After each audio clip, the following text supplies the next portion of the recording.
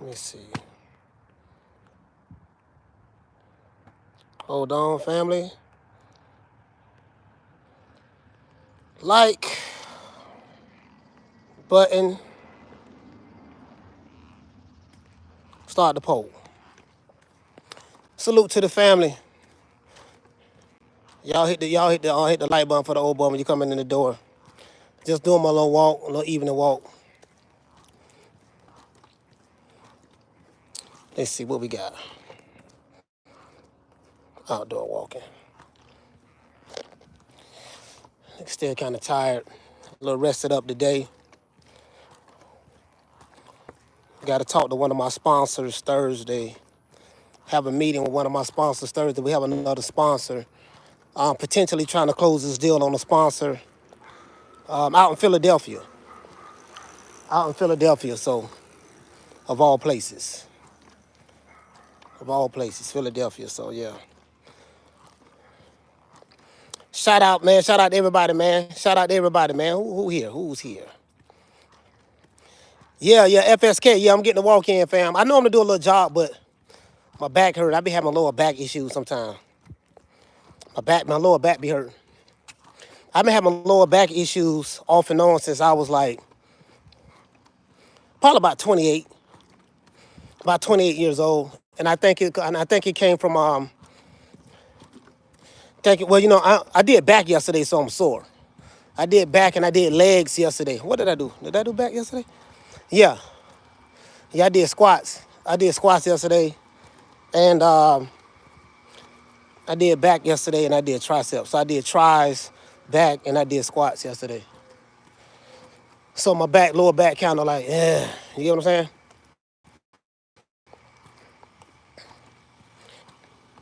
I used to squat heavy. Love squats. My favorite exercise is squats. I love squats. But I don't lift heavy anymore. No, not anymore. You really don't need it. You don't need to lift heavy. It's addictive, but you don't need it.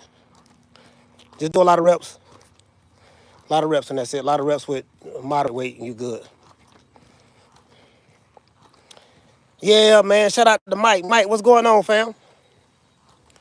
Walking through the neighborhood. We're walking through the community. See the moon out. Want to get this walk in before it gets dark. I don't know what the reception look like, so the reception may not be that good, but it is what it is. Yeah. Mike in the building. Tony's in the building. Tony, what's going on, fam? Who else is here? What's up with the family, man? I wasn't gonna go live today because we went live last night on the fight. I said we just gonna do a little pop up, but I said let me just go ahead and while I'm walking, let me just go ahead and do this. You know what I mean?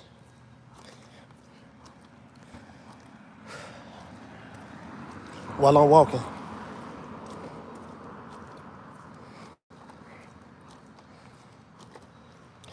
Yeah, man.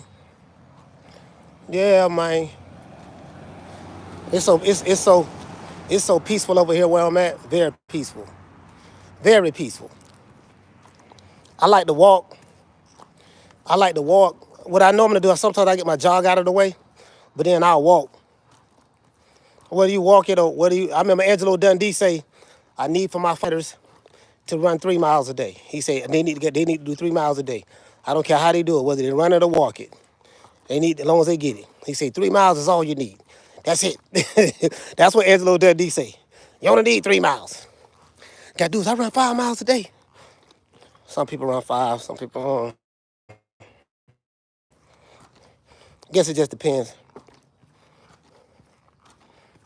Listen, ain't nothing like them old school trainers, man. Them old school trainers, love them. Cause everything you see today come from that. You know what I mean? Everything you see today comes from the foundation. They just iterated over time and just added to it to what was already there. So only thing we seeing in today's times with training methods, which is just iterations. iterations of what was already laid out in the past. That's it.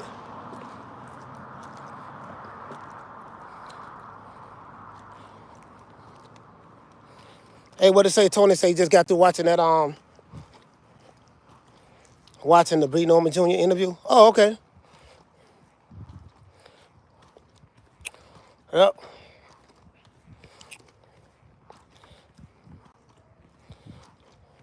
He said, "What do you think about Anthony Fontenot? True colors finally being shown." Yeah, I don't even know who that is. Not familiar with who that is or who he is or what colors are you talking about?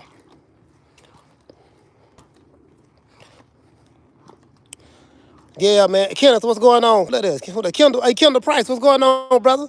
Shout out to Kendall, man. Kendall, what's happening? Yeah, man, I see you, fam. I see you. I see you. What's going on, brother? Yeah. Yeah, man.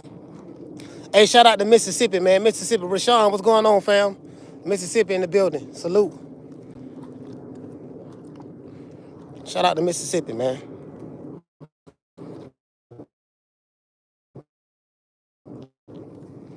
Mississippi in the house. Yeah, I have family in Mississippi. I have family in northern part of Mississippi, not too far from Memphis, not too far from Jackson, not too far from Jackson, Mississippi. I forgot the little city, little town my cousin said she moved to. And then I know somebody, you know what I mean. Kind of like my partner. He live in another part of Mississippi.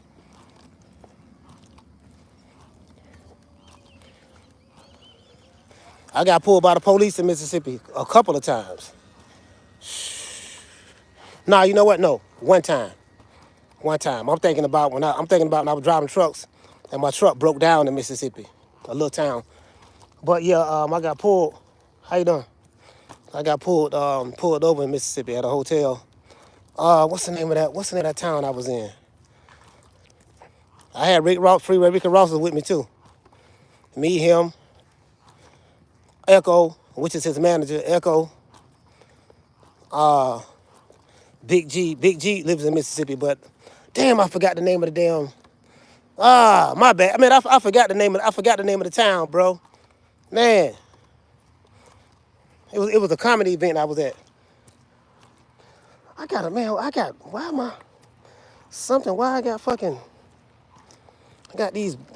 to the doctor.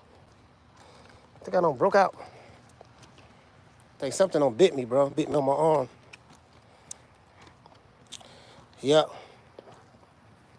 Shout out to Miss Connie. Miss Connie, what's going on? You know what? I have no idea what's going on with the channel names, with the people's names.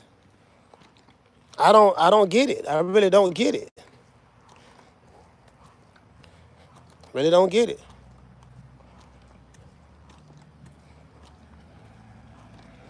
Yeah, man. Walking and shit. I did back and squats yesterday, man. My lower back is bothering me now. Oh shit. I gotta walk this shit out though.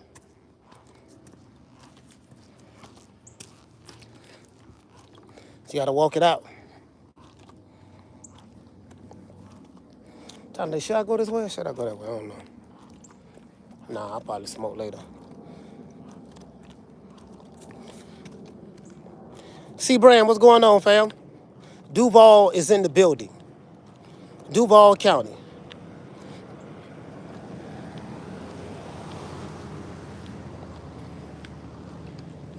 The one I'm using now, he said, what's your favorite social platform to stream content?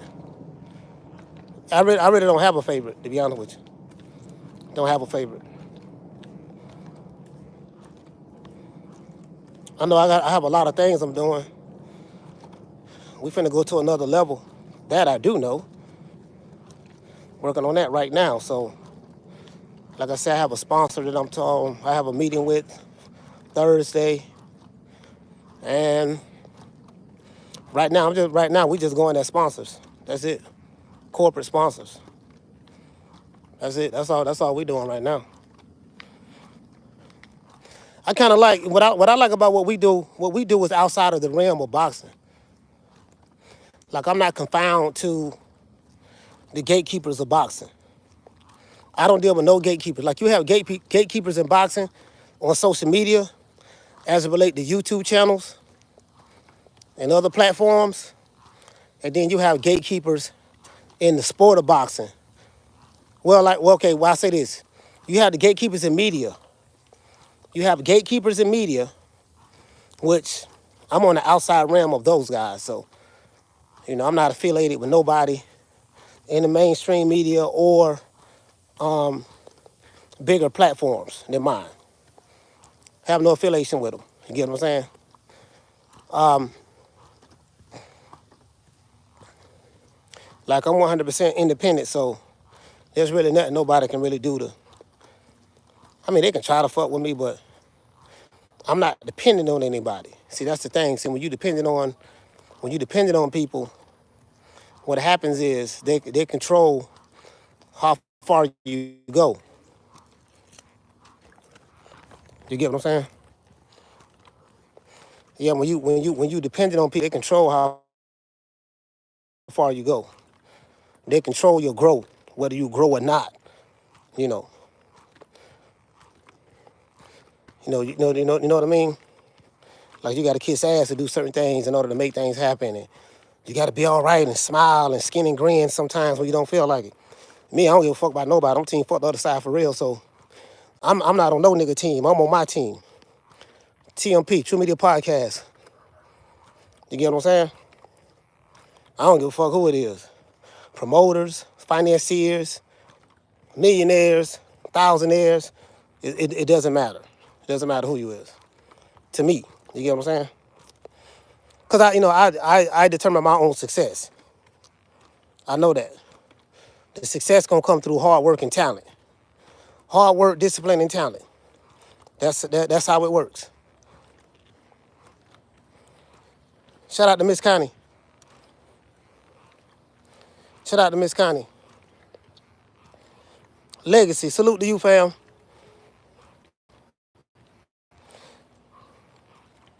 That's right, Miss Connie said, be true to yourself. Yeah, you be true to yourself. And really, that's what happened.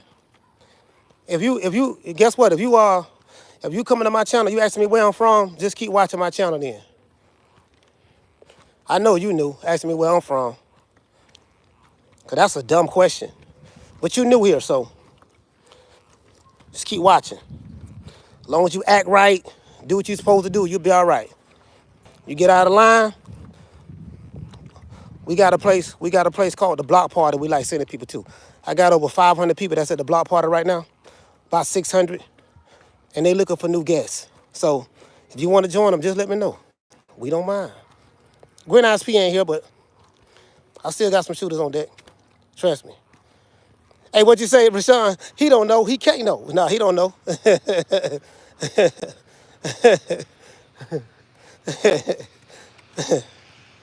Yep.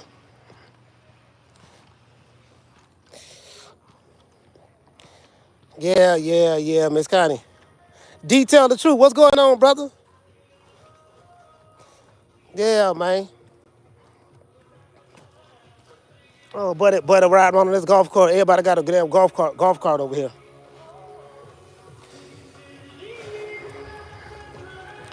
Yo, the Great Gambino, what's going on, fam? What's going on with you? Yeah. Yeah, I'm trying to say, Great Gambino, what's going on with you?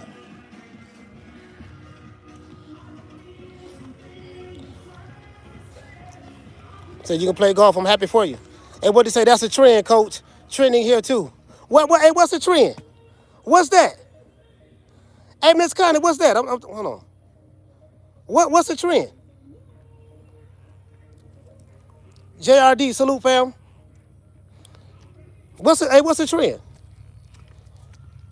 Yeah, want to smoke. I know I like to walk and smoke. When I get back right here, I start smoking. I smoke back right here, and you get what I'm saying?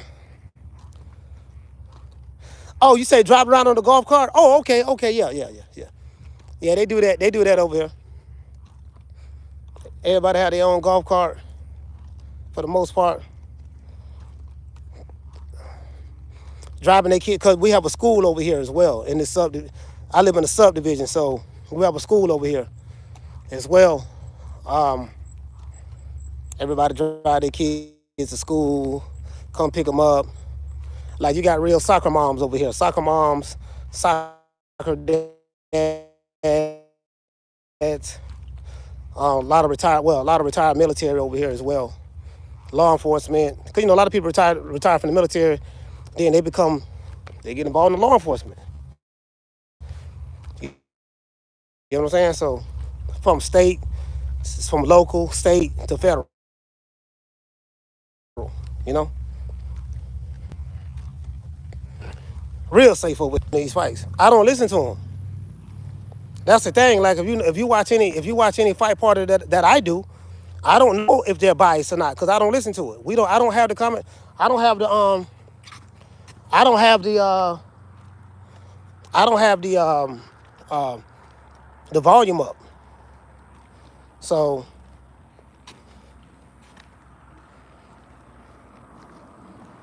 yeah, I don't have the volume up. He say the cops don't have to check in. I mean checking in for niggas who in the street.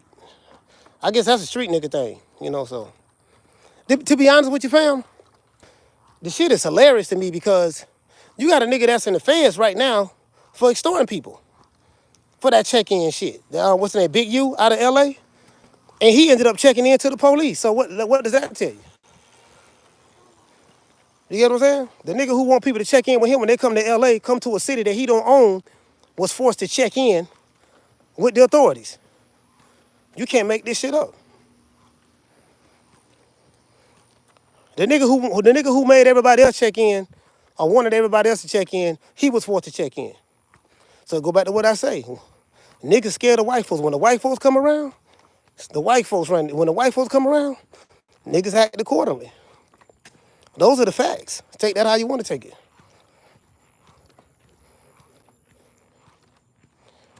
What did they say? You said, but it sways the public opinion, not mine. I mean, I get it. I mean, that's gonna be there. I'm just me, D. I'm just not the dude who the commentators. You gotta understand the commentators. They're gonna root for the guy who was the house fighter. So whoever the house fighter is, you gotta understand okay, what do you expect? Let's just think about it. Well, the commentator's supposed to be unbiased. No, that's not true. This is how this works. The commentator pretends to be unbiased, but the promoter, let's say, Golden Boy puts on a fight. Golden Boy hires the commentators to work the fight. The commentators know, based on the person who hired them, who is the A-side fighter, who is the fighter that the company wants to win. So the commentators is going to reflect that, what he know, the people who hired him, his boss, for that fight, or whatever, want him to do. This the A-side fighter. So this how I need to call it. That's pretty much it. That's it in a nutshell. I mean, you ain't gotta like it. I don't really like it, but that's why I don't listen to the commentators. I don't listen to them. When I watch a fight, I have the volume down. That's it. We can do a 10, 11, 12-hour live. Yeah, bitch, moan, complain, cry, whine about it. If you know anything about me, I don't do that. That's a complete waste of my time. You know what I mean? I don't argue for the sake of arguing. Like, I don't argue about stuff I have no control over that I can't control. You get what I'm saying? So that doesn't even make any sense for me. If I can't control the situation and I know what it is what it is. You can watch it or don't watch it. Complaining about it's not going to change anything.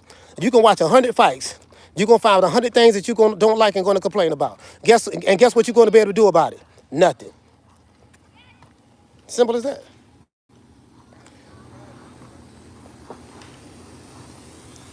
Simple as that. That's how that works.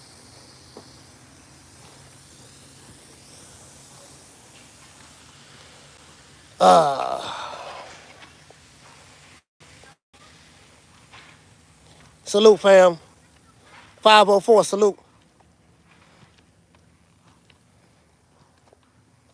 I be seeing these dudes, these other content creators arguing. Well, I used to. Like I said, I don't really watch boxing anymore, to be honest with you. And then I'm just bored with it. When it's a big fight come around, check it out. But for the most part, I watch a lot of other stuff. I got an interview set up with Big Ant, urban politicians. My main man out of Houston.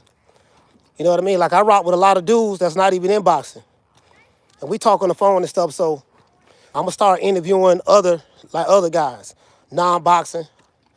You get what I'm saying? Because non-boxing interviews. I'm gonna get Jay Prince. Working on that Jay Prince interview. My main man, Big Ant from Urban Politicians, him out of Houston, interviewing him. I can get the interview with my main man from Dallas, Big E, Boss Talk Radio. I can get the interview from him. So I'm interviewing everybody. When I say everybody, I mean all the top, all of the, everybody who got motion. Everybody who got motion that's not in boxing, I'm interviewing them. And the fighters who might have some motion, it's not as political. You get what I'm saying? So that's what I'm doing. You get what I'm saying? I can't speak for no other nigga, but I'm telling you what I'm doing.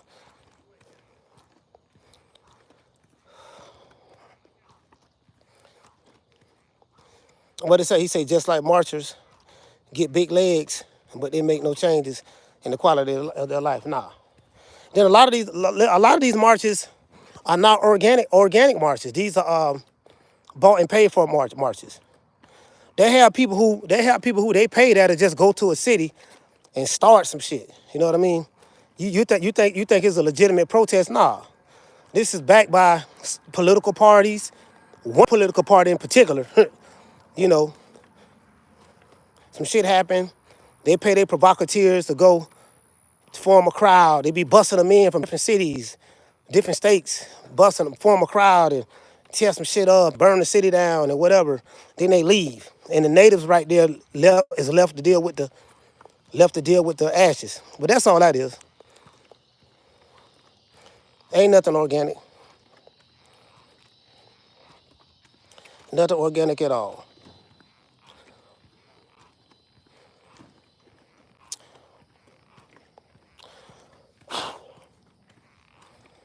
Yep.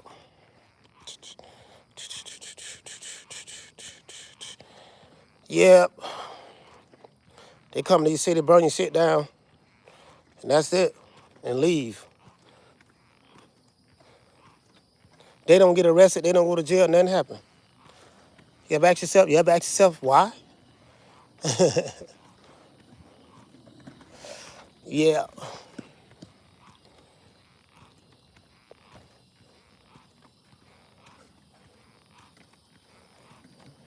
Say, do you think Spencer fight again? I don't know. What do you think? What do you think?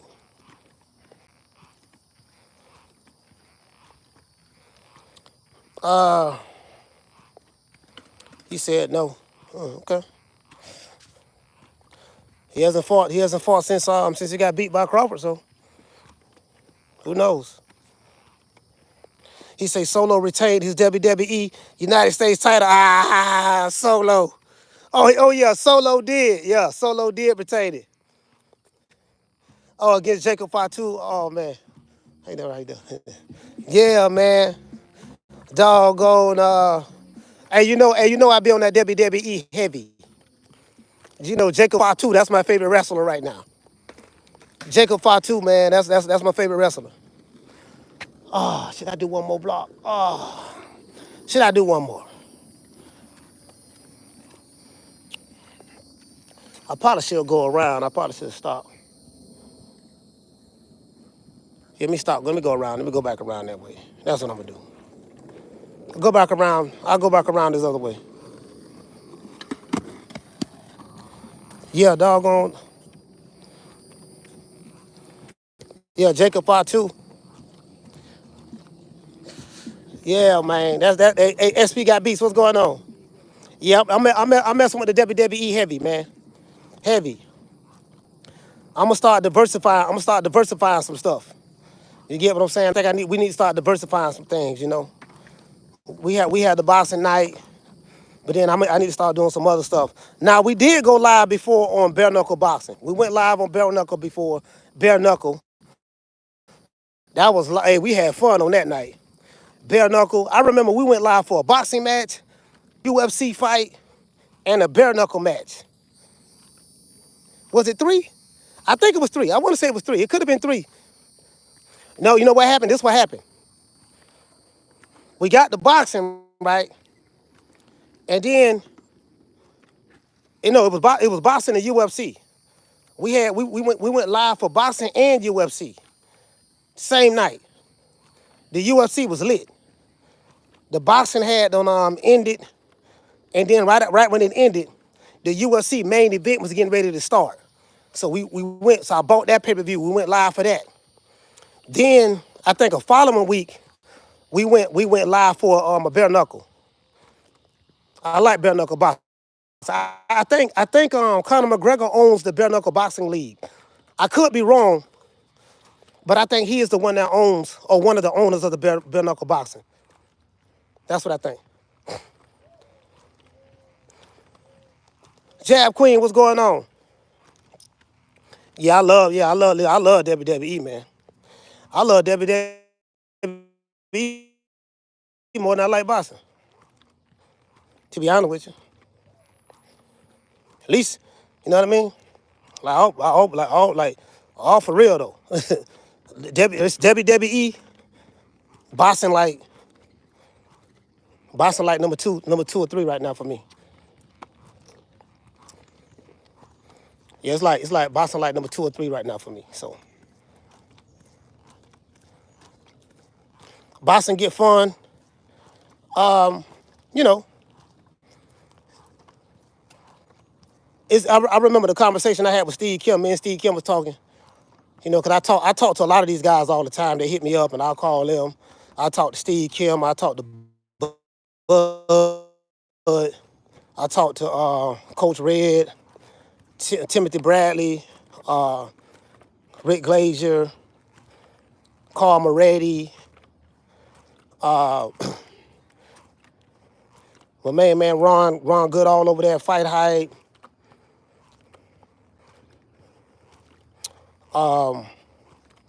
There's a lot of people. It's a lot of people I talk to that we talk on the phone and stuff. And I mean, it's a lot of shit I know. A lot of shit I know that I don't even talk about. You get what I'm saying?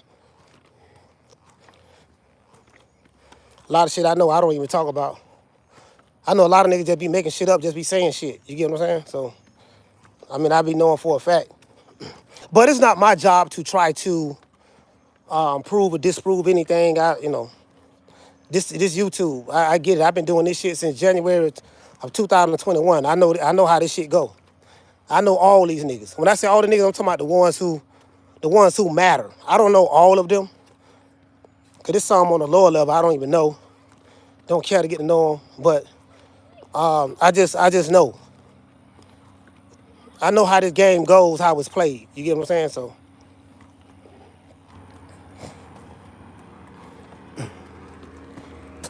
I don't take it personal. It ain't nothing to take personal.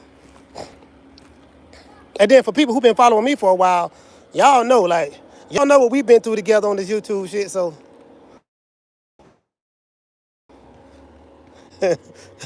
we don't fought all the digital wars. Won all of them. It ain't nothing to fight no more. Fuck it. I'm gonna tell you like I tell everybody else. Ain't no friends in this shit. The motherfuckers who praise you today, they're gonna be shitting on you tomorrow. Trust me, I know. I've been through it. They'll give you props today, and tomorrow they'll be making a video dissing you. That's how it works. Don't get too high on the compliments. Don't get too low on the insults. Don't take it personal. Because these people don't know you personally. So, SP, what's going on, fam? Who is this, Shakir? Somebody said Shakir.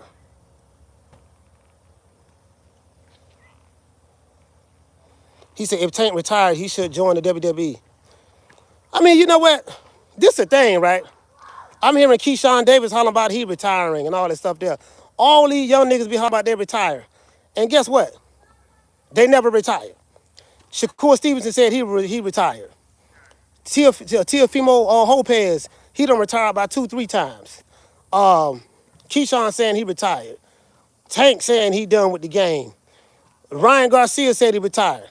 5 minutes later, them niggas back boxing again. I don't believe nothing. Listen, you can't believe nothing a young nigga. Well, Tank about 30, Tank 31.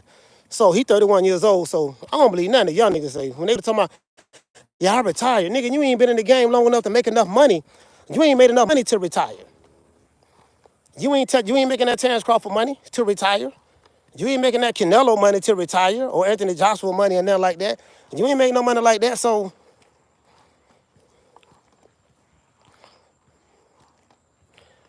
yeah. He said, Coach, you brought us a classic with whole problem. Yeah, I appreciate that, man. I got to work on the next film. The script already done. It's just a matter of just taking the time out to do it. Like right now, I'm growing. So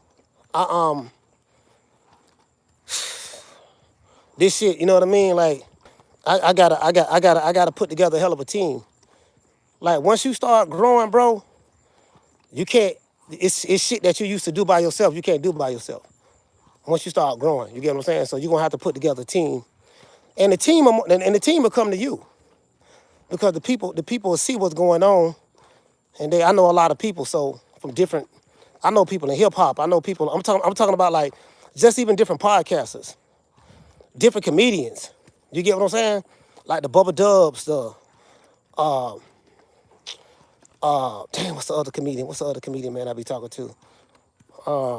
Damn, I forgot the brother name, man.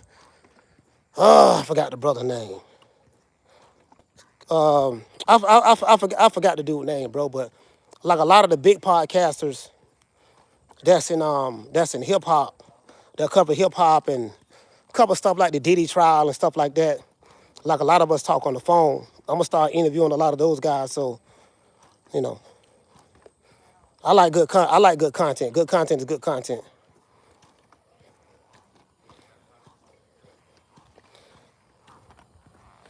Hey, what you say? Hey, Rashawn, yeah, Rashawn, you have been with me for a while. Rashawn said I was here for all the threats. Yeah. Yeah. He said Bubba Dub and Desi Banks. Yeah, but you know what though? How you doing? Yeah, I don't know Desi Banks personally. I would love to get to know him though. Cause I'm a fan of Desi Banks, I'm a fan of Bubba Dub, I'm a fan of DC Young Fly. You get what I'm saying? So I'm not limited to just boxing, you know. It's a lot of shit I'm gonna be doing. But first thing first, I'm finna give y'all the game, all you up and coming podcasters out there, irregardless of which genre that you're in, boxing, non-boxing, doesn't matter, right? If this shit ain't paying your rent, the goal, the name of the game is to do this shit where you can make enough money to where it could be your full-time income. That's the goal. Any nigga telling you anything other than that is bullshit. If you can make 6 figures a year making videos on your phone, at your home, on your computer, why wouldn't you do that?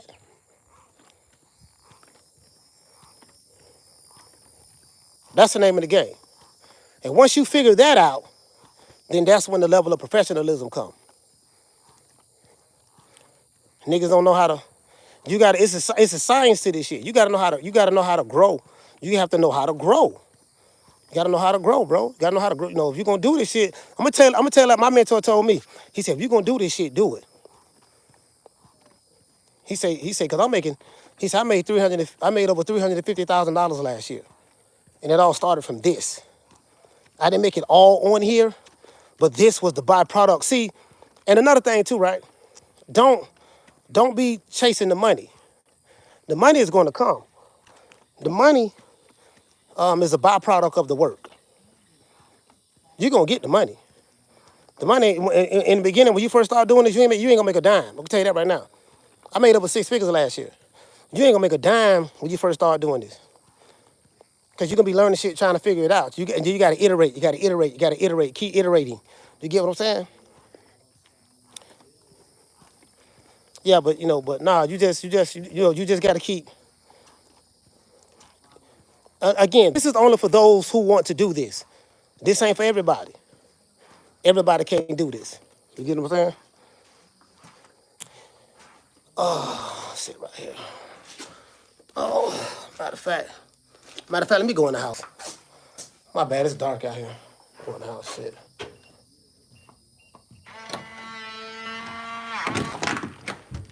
Yo, sorry about that. In the crib.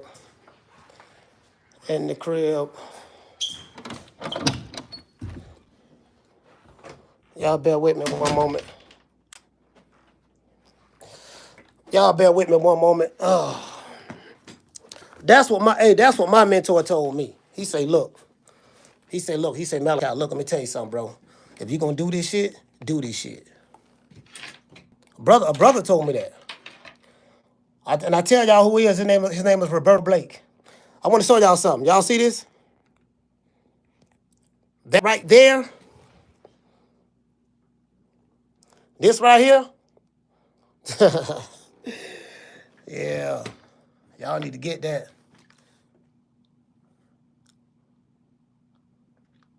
He said, Coach, look like you dropped your L. Drop my L. Okay. Oh, no, I got it. I got it, fam. I got it. You know what? It fell out my ear. I caught it. She said, what is that? This is called the YOLO box. YLOBOX. The YOLO box. Every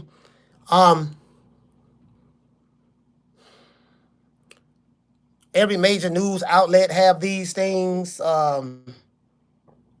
Big podcast programs, like big podcasters, like those who have basically what this does, it allows you to be able to do mobile podcasting. Like I can do a podcast in the middle of the Brooklyn Bridge if I wanted to. And as long as I have my cameras will run through this device. This device is 3 things into one. Like when I do my show, I have a Rodecaster soundboard. I have an ATM Mini Pro, which is a switcher, Blackmagic. I have a C-Tech monitor, my split screen monitor for the switcher. And then of course I have my 49-inch Samsung Galaxy computer monitor. So this machine, this YOLO box, is the Rodecaster, the Samsung, the Blackmagic, ATM Mini Pro, the C-Tech, all rolled into one, and the keyboard all rolled into one. And it allows you to like if you want to go live, you could do something called bonding. I don't know if you know what bonding is. Bonding is when you take multiple sources of internet combined into one. That's so it'll help you not drop a signal if you was to do a live stream. It'll prevent you from dropping the signal. You're not depending on just the Wi-Fi from the building that you're in or where you're at. You're gonna draw internet from anything that's around you. It's called bonding. They call that bonding. Look it up. bonding. Look up what is bonding when streaming. It costs a couple of dollars now. It costs a couple of dollars. And it costs a little over 2 stacks, but it's worth it. It's worth it for what I'm doing. It's worth it for what I'm doing. Yeah.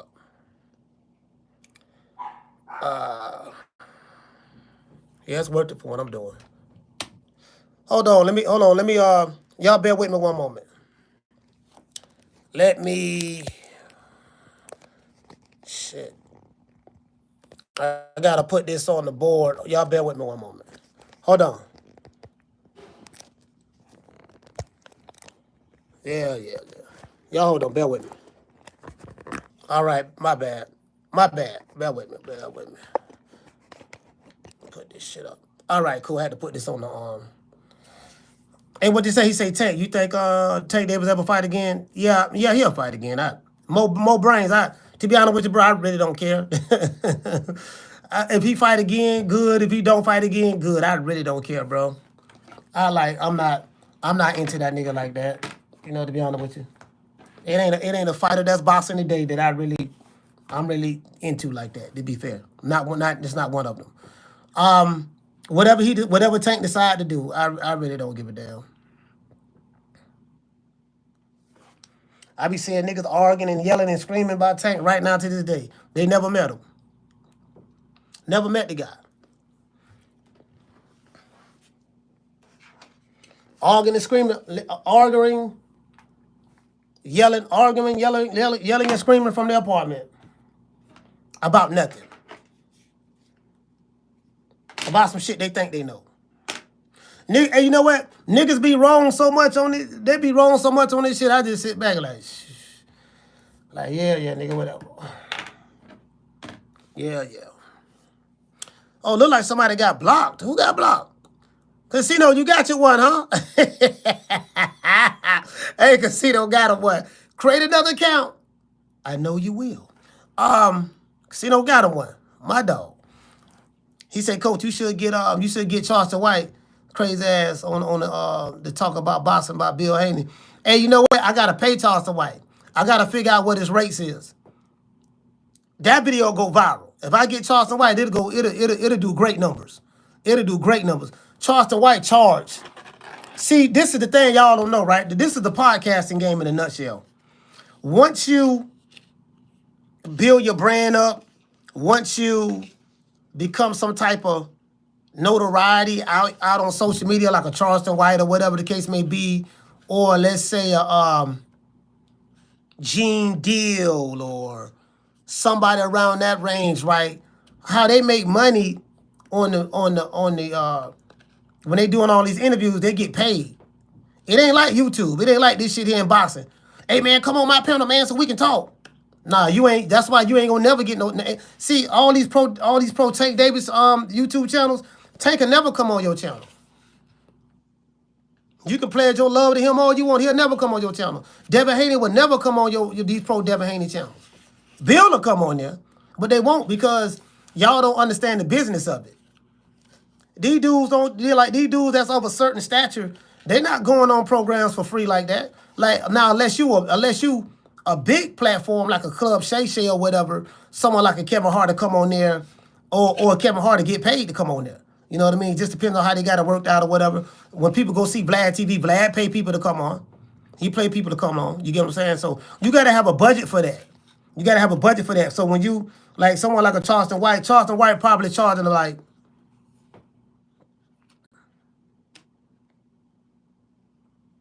I don't know, anywhere from $7,500 to come on to see him. I don't know, maybe $5,000 for like 30 minutes.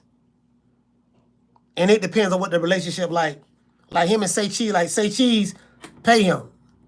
You know what I mean? So yeah, you gotta pay these dudes. When you now if you got the money to pay them, you know it's not bad because what it is you solely own that content.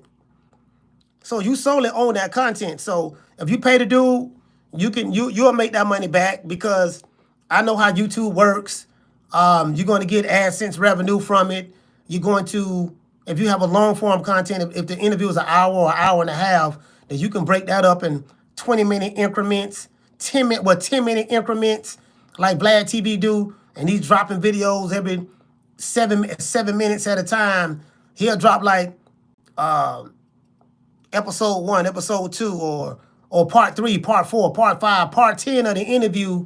Then he'll drop the interview in its entirety. So he'll milk it. That's how he does it. He'll milk it You can do shorts and stuff like that. The purpose of the interviews really is just to get more exposure. That's all it really is, to get more exposure. You will make the money back. You'll make the money back over time. That one interview, you will. If you pay $5,000 for that interview or $7,500 for that person to come interview with you, you will eventually make that money back. You'll eventually make that money back. Shout out to Casino. Casino, what's going on, fam? Yeah, you'll make that money back. And boxing is different. Because you ain't got to pay Bill Haney. You ain't got to pay,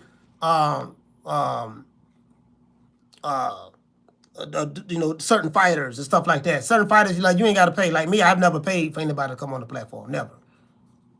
I never paid. You get what I'm saying? So.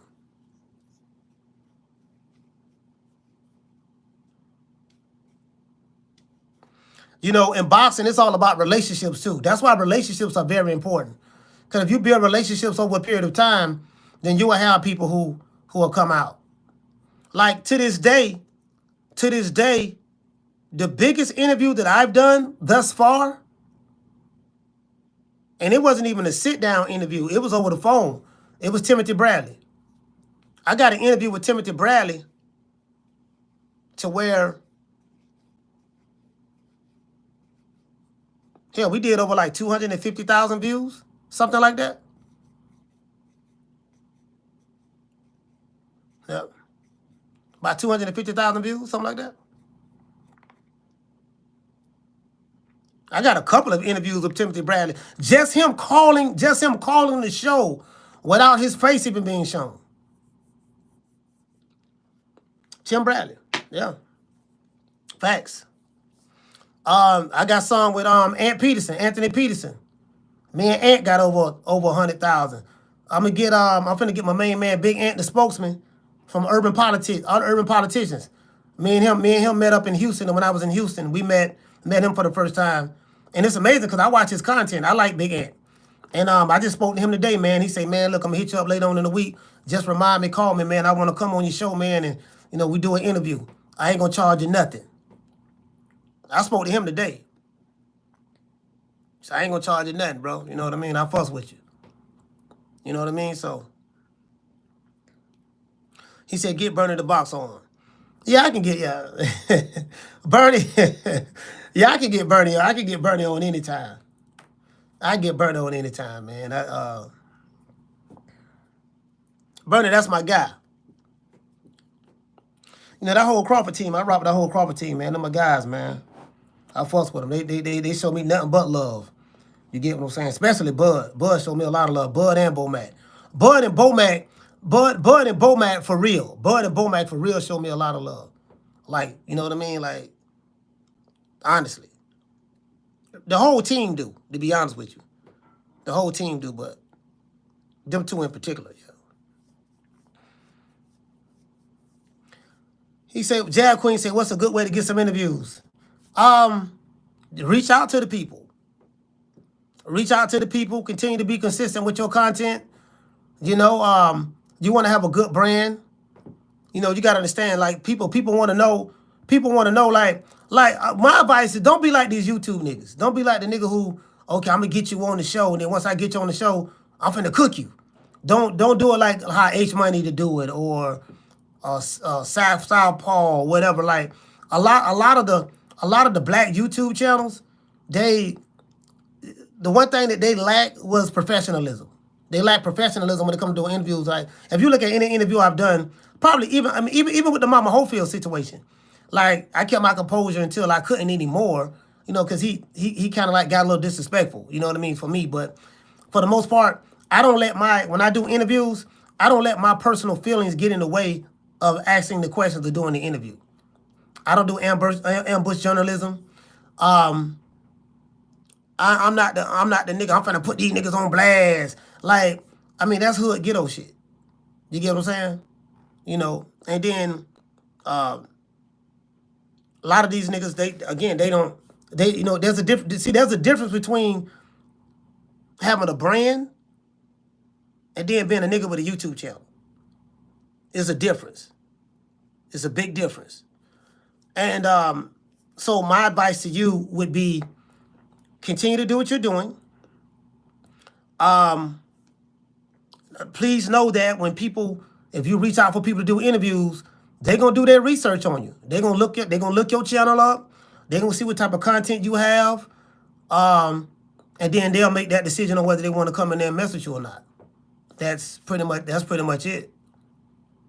I mean, I Jab Queen, I can tell you, I know this one guy. Like I don't ask for interviews. I really don't. It ain't but a couple of people that like with Bill Haney. Bill Haney just came on my show. He reached out to me. Blue Blood Sports TV came on my show before.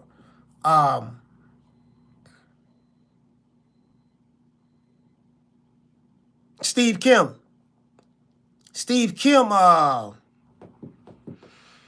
That's my guy there, Steve Kim. How me and Steve Kim linked up? Steve Kim just listened to the show. Hey, you know what, Jab Queen? Pretty much every interview that I've had, people listened to my show already before we even met each other. Like literally, they already knew about me already. They heard about me already. This is the truth. Whether it was Bud's team, when Bomac reached out to me, whether it was what's my main man name? That live right over here, live not too far from me. Antonio Tarver. Well, no, Mahone. Now that's different. Mahone hooked me up with Antonio Tarver. Antonio Tarver, Tim Bradley, Rick Glazier, Carl Moretti of Top Rank, Evan Corn of Top Rank. What's the dude over there at the PBC? I forgot the brother. Over there at the PBC.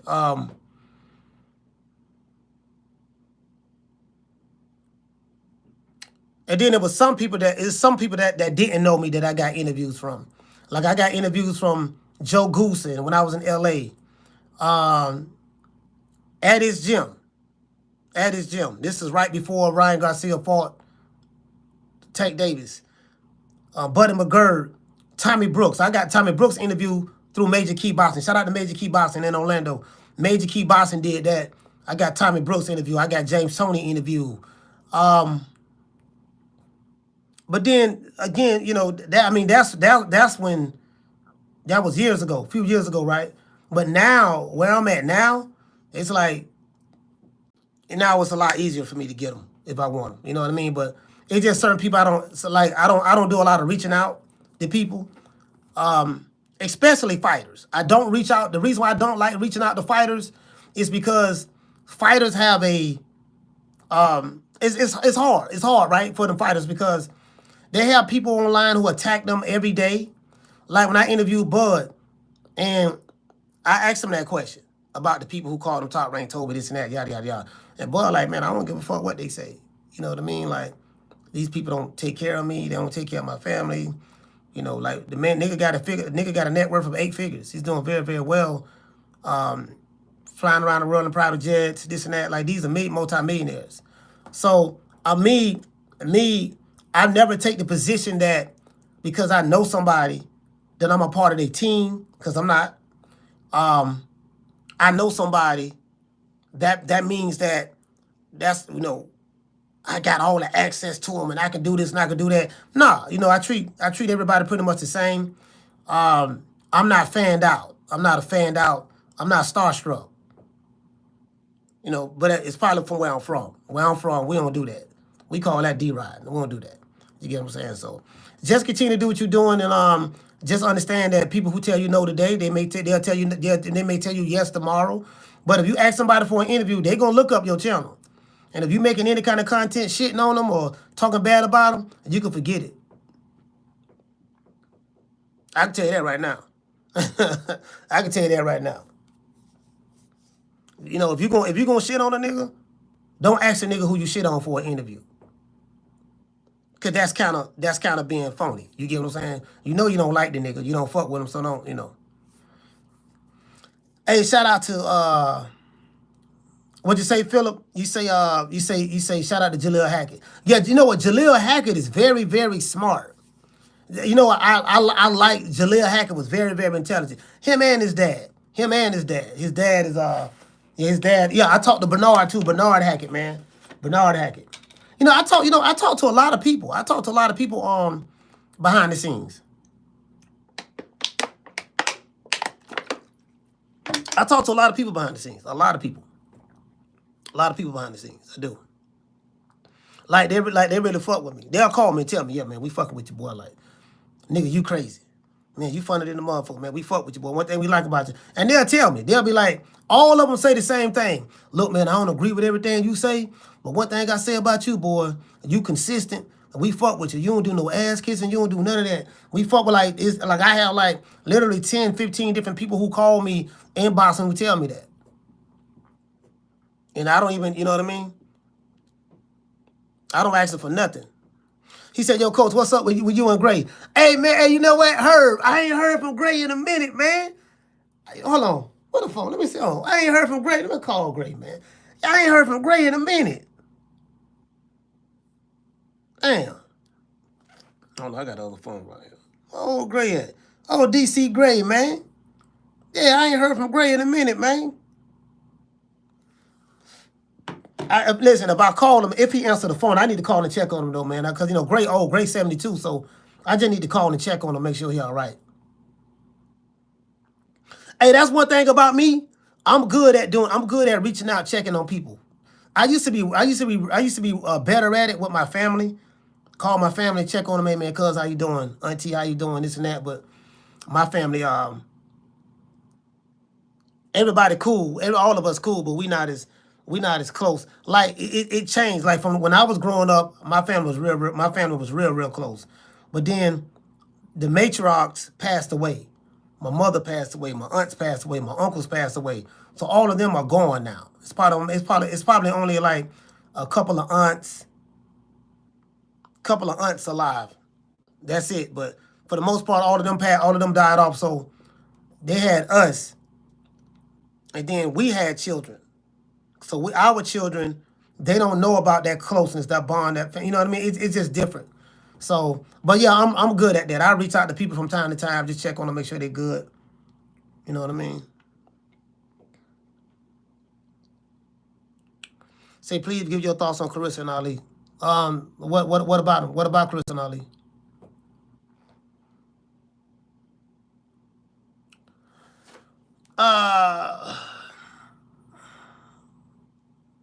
Shout out to Miss Black Panther. What you say? You say, Coach, you definitely call and check in. I can attest to that. I mean, I call and check on people, and I do that. You know what I mean? I've been doing that for years, though. He said, who wins? I mean, Leila Ali hasn't fought in 18 years. She's old enough to be Clarissa Shields' mother. Think about that.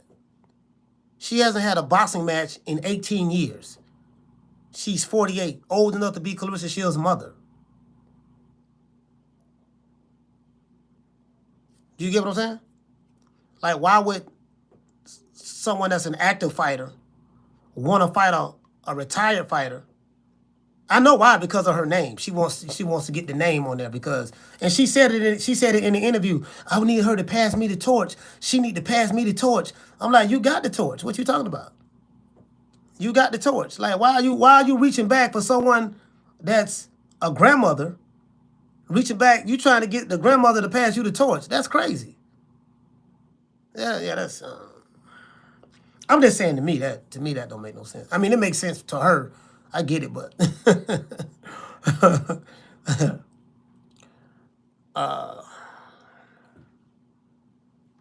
yeah. I get it. Trust me, I get it.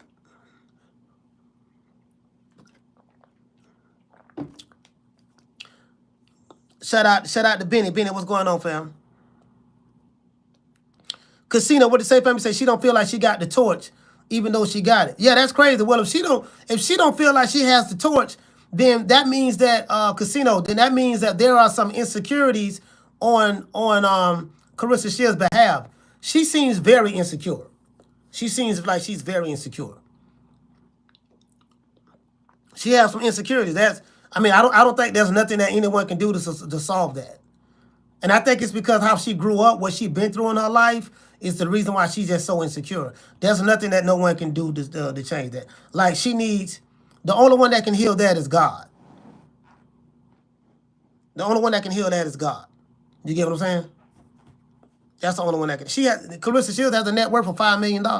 She made it. She's there. You ain't got nothing else to prove.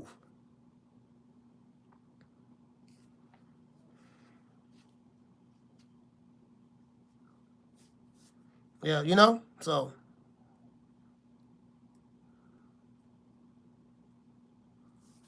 Hey, shout out to Jamie. Salute, fam. Holla at you, man. Yeah, I just want to just pop up, do a quick little pop up. We'll rock out for another 20 minutes. I just want to do a quick little pop up, man. You know, we going live tomorrow. I don't know what we're going to talk about tomorrow. Hey, what we should talk about tomorrow, man? I don't know what we're going to talk about tomorrow, man. Like, you know, I really don't know what we're going to talk about tomorrow. Hold on. If you don't know, now you know. Yeah, if you don't know, now you know. Carter says she has no punching power. Well, you don't need punching power to win fights. We know that. Restart. Windows processor. What is this? Do you want to allow this app to make changes to your device? What is this? Windows? No. What is that? I don't even know what that is. Yeah, I don't know what that is, man. I'm talking about restart. For what? Casino say boxing been slow lately. Hey, you know what? Hey, check it out. Hey, Casino, I told you that's why I like the boxing dads. I like the boxing dads, bro. I do. Even the boxing moms, Mama Holyfield. I mean, I don't like her personally, but I mean, I like when she opened up her pussy. When she opened up pussy, go to bumping her gums. Yeah, I like that. I like that. Give me something to talk about. Trust me. There's nothing I like more than clowning that whore. I love clowning that whore, Mama Ho. Mama Ho. Love clowning Mama Ho. Love it. I had a nigga reach out to me. He said, man, I don't like the fact you call her Mama Holyfield. I said, what you gonna do about it? That was a mic drop. I called her Mama Ho. What you gonna do about it? You know what the answer to that is? Nothing. Ain't nothing you can do about it. If you don't like it, don't watch it. How you gonna watch some shit that complain about the shit that you chose to watch? I never understood that. Like some of these men, like some of the most bitchified niggas I've ever seen in my life. You complain about shit that you chose to watch. Did anyone make you watch this? No. So you chose to watch some shit knowing that it was making you upset, and then you want to reach out to me to complain about what you chose to watch on my channel. Make it make sense. He said, what you think about Ortiz and Xander Zayas? Nothing. I would love to see the fight, but there's nothing I can really, think about it. You get what I'm saying? Because I would just like, I would love to see them fight, to be honest with you, but there's nothing I can really grasp from it until something becomes more concrete. Do you get what I'm saying? I don't like getting caught up in like the fantasy matches, man. Like, I want to see like Virgil Ortiz has been a pro for 9 years. Guess how many title fights he's had since he's been a pro? 0. Virgil Ortiz has been a pro for 9 years, and he's never fought for a title. When I say title, I'm talking about a major sanctioning body title. He's never fought for the Super WBC. He's never fought for the WBO. When I say, I'm talking about the main title. I'm not talking about the secondary belt, the third dairy belt, the fourth dairy belt. I'm talking about the #1 main title. He's never fought for a belt, bro. Never. But we know he over there with Golden Boy. We know how Golden Boy do it, so you get what I'm saying? Like, y'all know my position. I don't know what any of these niggas got. Until I see them in the ring fighting each other, they got to fight each other, bro. Simple as that. So I wouldn't mind seeing Xander Zayas and Virgil Ortiz fight. I wouldn't mind seeing that at all.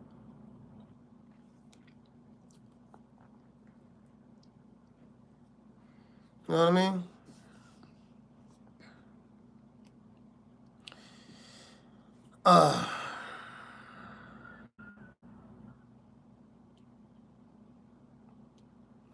Carlton, what did you say? You said you would not pay for that fight? Nah, you know what? That fight won't be on pay-per-view. I think if they fight each other, that won't be on pay-per-view. Hey, somebody say, Allen Maddow say, Golden Boy got more cans than Campbell Soup. Hey, Allen, bro, you can't make this up, fam. She said, Coach, when you coming back to Georgia? I don't know. I don't know yet. It'll be soon. It'll be soon, though. I don't know yet. I don't want to say I'm coming back next week or 2 weeks from now and I don't be there. You get what I'm saying? So I don't like making commitments without being sure, because you get what I'm saying? Then I would be lying. I don't want to lie to you, so I really don't know. I don't know yet exactly what day or week or whatever. But it'll be soon, though. It'll be soon. I'm trying, you know what? I'm trying to do some work in Atlanta. I actually spoke to someone in Atlanta. Let's see, did she send me an email? Hold on, what was this? What?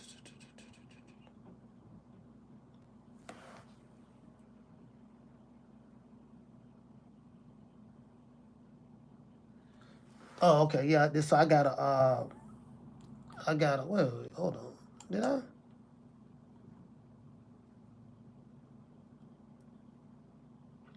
Oh, this is a PR. This is a PR person reaching out to me. Somebody just sent me an email, a PR person. Yeah, when you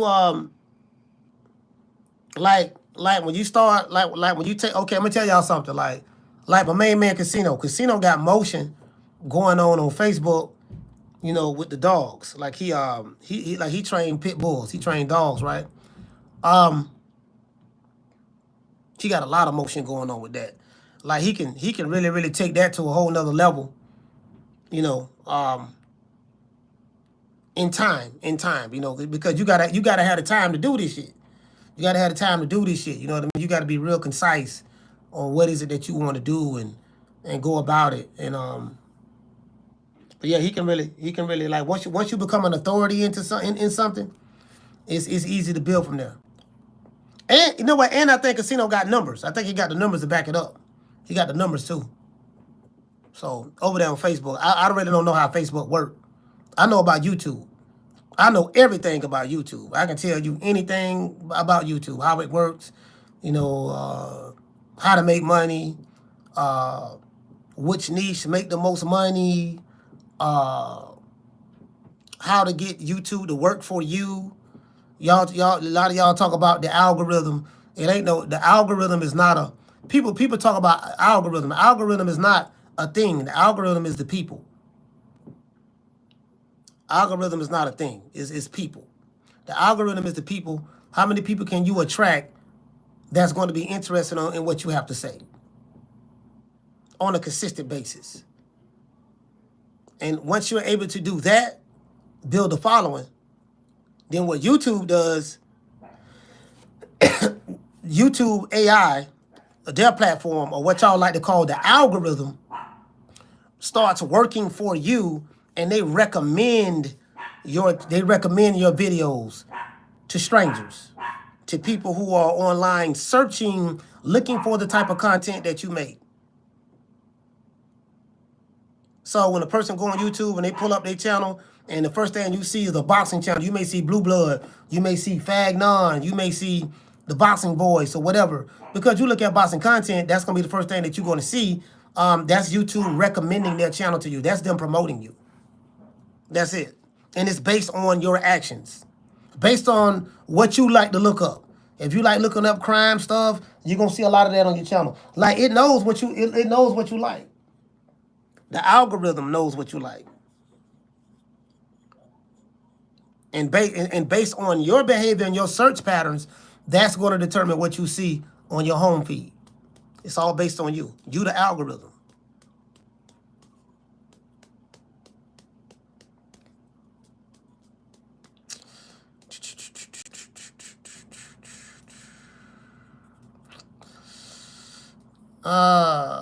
Shout out to Casino. He said, "You seen that ASMR shirt, Coach?" I don't know what's the ASMR. Yeah, I don't know what that is.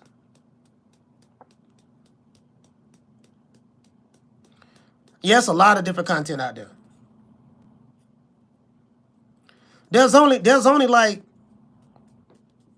out of all of the content creators in the world, like I have the numbers. I have the numbers right here. Yeah, I have the numbers. See, I have all the data. I have all the data. See, one thing about me, I'm a data person. Where my man at? Yeah, I'm a data person. I don't go off of nigga feelings. I go off of data. I go off of data. My data right here tells me I got a PDF file right here I'm looking at.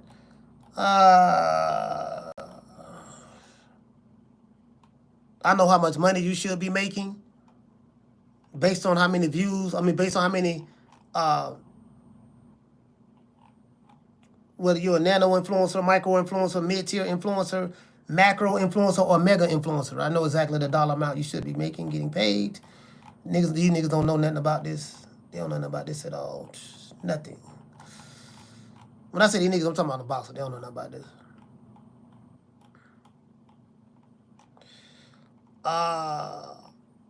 What impacts your price as an influencer? How to get brand deals. All that shit. He said Coach Fagnon say Terrence Crawford trying to sue him. I mean, you know, if that's what he said.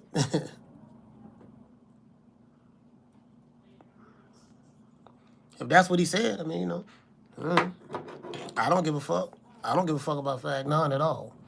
I don't care if the nigga lives or dies, to be honest with you.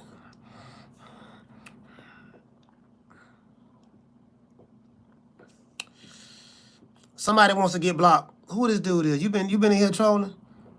Yeah, we get you out of here. Matter of fact, I'm gonna block you personally. Hey, we got a block party, right? Got something called a block party. Here you go. Bye, Felicia. Create another account.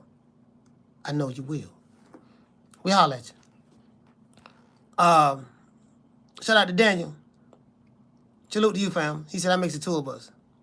Jab Queen. I don't know why they come over here. All I do is block. I don't know why they come over here. Shit, this ain't the one. I'm not the one, fam. I'm not the 1, 2, 3, 4, or 5. Don't troll me. Don't do none of that shit. You can't out troll me. I'm a super troll. You cannot out troll me. And two, I'm at a level. I'm at a stage. I'm at a stage in the game. I'm just tired. I don't have the time. He said ASMR, whispering, soft speaking, gentle tapping, specific hand movements to help you relax and fall asleep. I never heard of that. I don't even know what that is. ASMR, yeah, I don't know what that is, bro.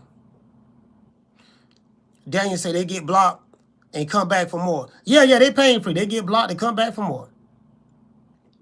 Hey, but you know, I sent when I sent them to the block party, there's a whole bunch of people over there at the block party.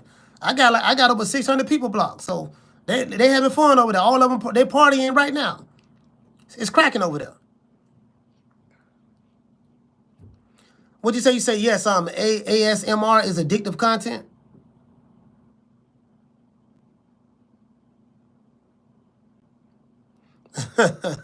Skip Salis, what's going on, fam? Yeah, like I know the data, bro. I know the data. I know the data. The data is. Oh, I see what it is. I see what it is.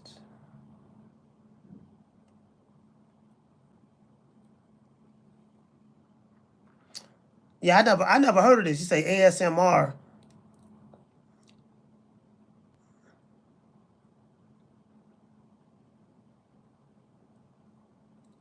what it is? Anonymous sensory meridian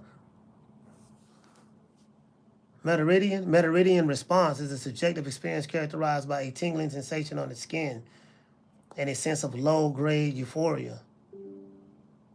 It is often triggered by specific auditory stimuli such as soft sounds or whispers and can evoke feelings of relaxation and calmness. Not everyone experiences ASMR. Yeah, bro, I ain't never heard of that. I just looked it up, bro. I ain't never heard of that, bro. I swear I ain't never heard of that. Like literally. He said, what is ASMR and why people are watching these videos? Let me see what an ASMR video is. Let me look it up. ASMR videos. What is that? Let's go to YouTube. I never heard of it. Never. Never heard of ASMR, bro. Never. Let me look it up and see. You know, I told myself, I said I'm gonna make $1 million in this office. I like that was an affirmation of mine. I said I'm gonna make $1 million right here in this office. Literally. And I believe that. I ain't give a damn what nobody else say. I believe that. In my mind, I believe that.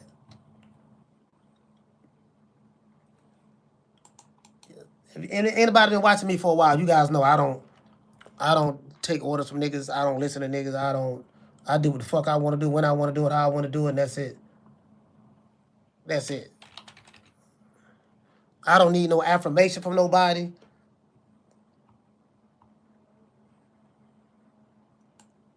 The fuck? ASMR videos for sleep. What is this? Let me see what this is. Oh,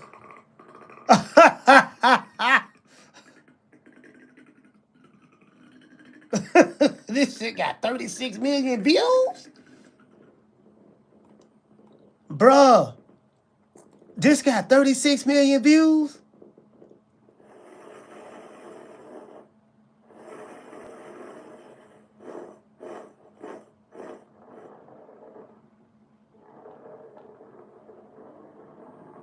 Damn, bro, for what? The hell is this? Just recently graduated to on 1 million. Now congratulations on 2 million. This shit came out 2 years ago. It have 36 million views. They ain't doing nothing. Bruh. I'm in the wrong business. I'm in the wrong business. You know what? I'm finna leave boxing alone, dog. I need to start doing this. I need to start doing this. Still what I need to start doing. Guess what? Ain't nobody getting threatened over here. Ain't nobody talking about drop the addy. Ain't nobody meat riding for their favorite fighter. Ain't nobody talking about you better not come to the fight. Hey, I don't see nobody in the chat talking about you got to check in. 99% of you will fall asleep. 3 hours, no talking. You can't make this shit up. Look, bro. I'm pretty sure this lady here making money. She got 3 million. She got 3 million subscribers. She got 2.89 million subscribers. She making money, bro. You can make money. You can make money doing this now. You can make money doing this now. Cause all the niggas I know yelling and screaming and arguing on YouTube, they ain't got a dime. They broke. They ain't making nothing. I'm telling you, they might make, they probably make a couple $100 a month, but that's about it, bro. That ain't enough to do nothing. You get what I'm saying? Shit, I'm all about shit. I'm doing the wrong thing. Shit, I need to be over here doing this. This is stupid, but hey, guess what? You know what? I can't say it's too stupid. You know what? Let me take that back. It ain't stupid. It's not stupid at all. You want to know why it's not stupid? Because this lady making money. She making money. This is damn, bro. But there's a niche. There's a niche for everything. I never, like somebody in the chat, y'all told me what I think about ASMR. I don't even know. I never heard of ASMR. I'm interested. I'm interested now. You can believe that. I'm interested in anything. Listen, bro. Bro, let me tell you something. What the hell is she doing? Bro, literally, they got a video. This lady just eating some candy. And they're hearing sounds of her eating candy. 1.6 million likes. 8,000 comments.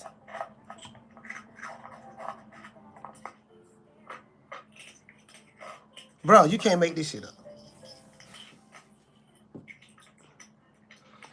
All right, I need, you know what? I'm glad you told me about this. I'm glad you told me about this here. You know what? Maybe this is what I need to be doing. Maybe this is what I need to be doing. Maybe not me myself, but you get what I'm saying? Shit, maybe this is what I need to be doing. I'm glad you told me about this here. One thing about me, boy, coach, one thing about me, I'll go where the money at. Where the money at?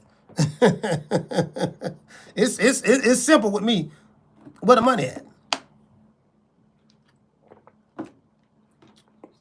That's it. That's it. Where the money at? Shout out to Daniel. Hey, Casino, this crazy, bro. This crazy. Motherfucker just ain't saying nothing. Well, matter of fact, let me look at this lady channel. Look at this lady channel. Shit. Let me subscribe to her. She dropped the video 4 years ago, 14 million views, and she ain't doing nothing. Tapping on the glass, rolling, pouring water in a glass. People watching this? Playing with a sponge. Wow. This shit, they ain't gonna lie, this shit giving me a headache. This is an Asian chick too. What's her name? Koromo Sarah. How long her channel? See, this kind of shit I do. I'll go to somebody's channel and look and see how long they've been around. She in Japan. She joined YouTube 2017, 8 years ago. 2.8 million subscribers. 600. Oh, she only have 626 videos. She only has 626 videos. 5 years after she started her channel, saying nothing. She got to 1 million subscribers. 1 year later, she got her second 2 million subscribers. 1 year after getting her 1 million, it took her 5 years to get to 1 million subscribers. A year after that, 2023, she got another million in a year. You can't make this up. I'm in the wrong business. Shout out to Summer. Summer, what's going on, Summer? I'm in the wrong business, Summer. I'm in the wrong business.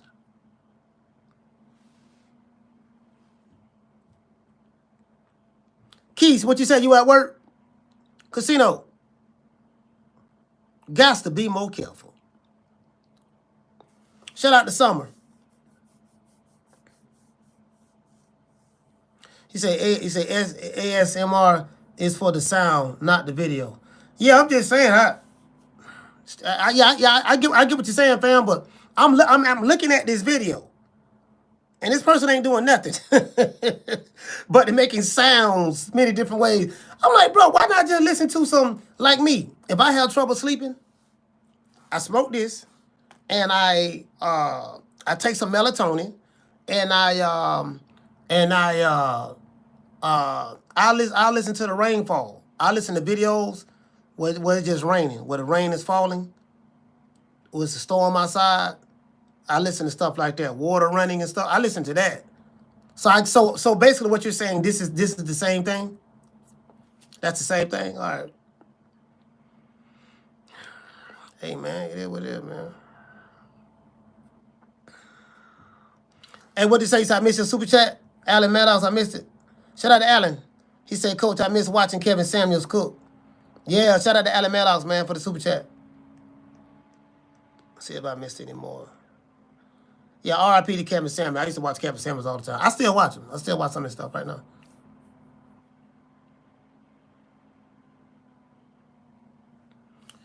Yeah, man. Well, no, you know what that tell you though? There's something for everybody. There's something for everybody. No matter how strange it may be, no matter how much you don't like something, you don't represent what people think. You represent what you think and like-minded individuals.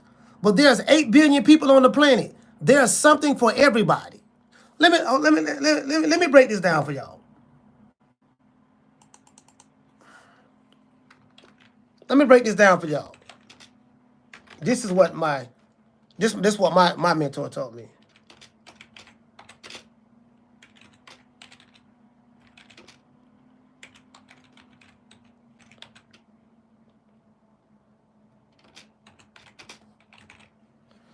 How many content creators on YouTube?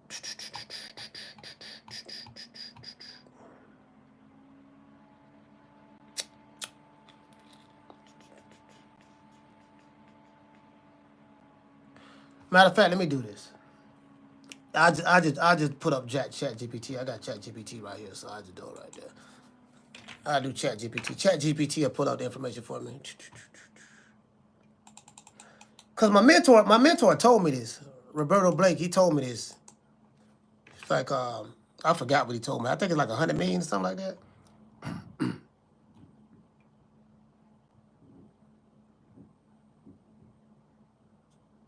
All right, that's what he told me. There are 66 million content creators. 66 million. Out of the 66 million, what did he tell me? He gave it to me too. I think like 97% don't have 10,000, don't have 1,000 subscribers or something like that. You know, it's like 1% of the content creators. It's like somewhere between 1 to 3% of content creators create 95 or 99% of the content that you see on social media. For the most part, right? And from what I'm saying on ChatGPT, it says there's 114 million active YouTube channels. Most of them, 99% of them are not making no money. They're not doing nothing. They just have channels, but they ain't. Then most people who try to do content creation, they quit. Most of them quit. All of them damn near always quit. You get what I'm saying? They tap out. And they tap out for different reasons. Maybe they started because they think they're going to make some money in the beginning, and when they see they ain't making no money like that, and they see that it's not easy building the channel, they just give up and say the hell with it, leave it alone. So,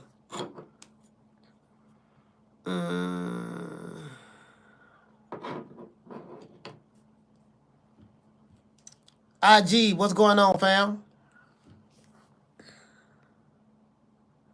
He said, Coach, I didn't know Muhammad Ali had another brother. He passed away today or yesterday. I seen it on social media.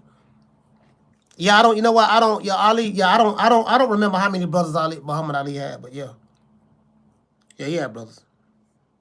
I didn't know he passed away. And what they say, Miss Black Panther, he said, yeah, that white noise, they call it. I listen to that sometimes too when I'm suffering from insomnia. Yeah, like it's very. See, you know what? The people who suffer from insomnia, they have trouble shutting down. They have trouble shutting down. That's what it is. Oh, okay, wait a minute. There we go. They have trouble.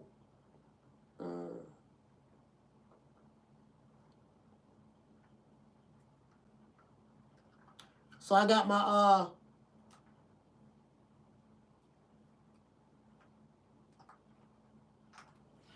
I have my microphones right here. My Rode microphones. You'll see people wearing these when they doing interviews. If you see this black box on somebody, it's a wireless microphone. They're really, really good though. It's called the Rode. I have a Rode wireless microphone, Rode microphone. I have a Shure microphone. Bro, like literally in this room right here, I got an easy 20 grand or more just right here in this room. And I mean, I'm talking about 20 grand in equipment. The Black Magic, YOLO, C-Tech, Samsung monitor, 49-inch, Rodecaster, Rode microphones, Shure microphones, Sony cameras, Canon cameras, internet. I got really good internet. Lights, gaming computer, easy. I bought all that. I probably bought all that last year. Between last year and this year. Dang, you see that white noise, huh? Yeah, so like me, I have trouble sleeping. I have trouble sleeping. So if I wanna get some good sleep, I try to do a really good leg workout. A strong leg workout. Nothing gets you tired like legs. And just when you work out, bro, just work out till you fatigue. Just try to work out till you fatigue. I've done that before and still had trouble sleeping.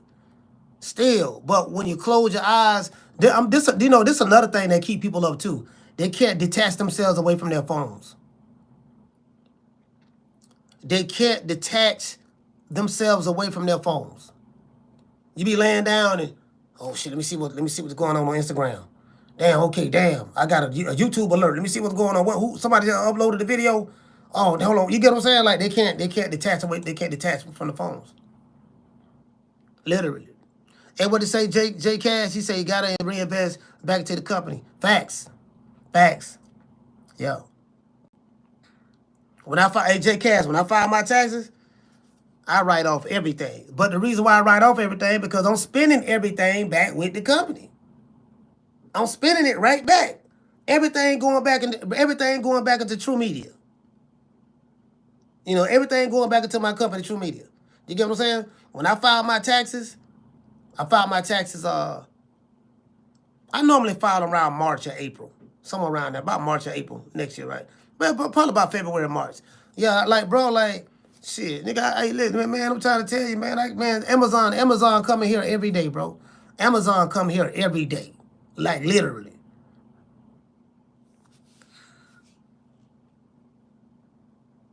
And what to say, Keith? He said, we have seen you grow, coach. Hey, man, I appreciate that, Keith. Facts. Yeah, I don't spend my money. I don't do no tricking. I ain't buying no jewelry. I got this regular Apple Watch. That's all I have. I ain't got no. I got HDMI cords. I have HDMI micro to HDMI cords. If you know what that means. HDMI micro to HDMI cords. I have studio lights. I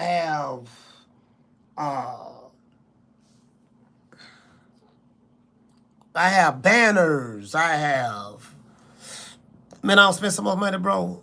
Over the years, I don't spend, man. I got the MacBook Pro right here. What we used to go live. We used to go live on the MacBook Pro. We used to go live with this right here. Hold on. We used to go live.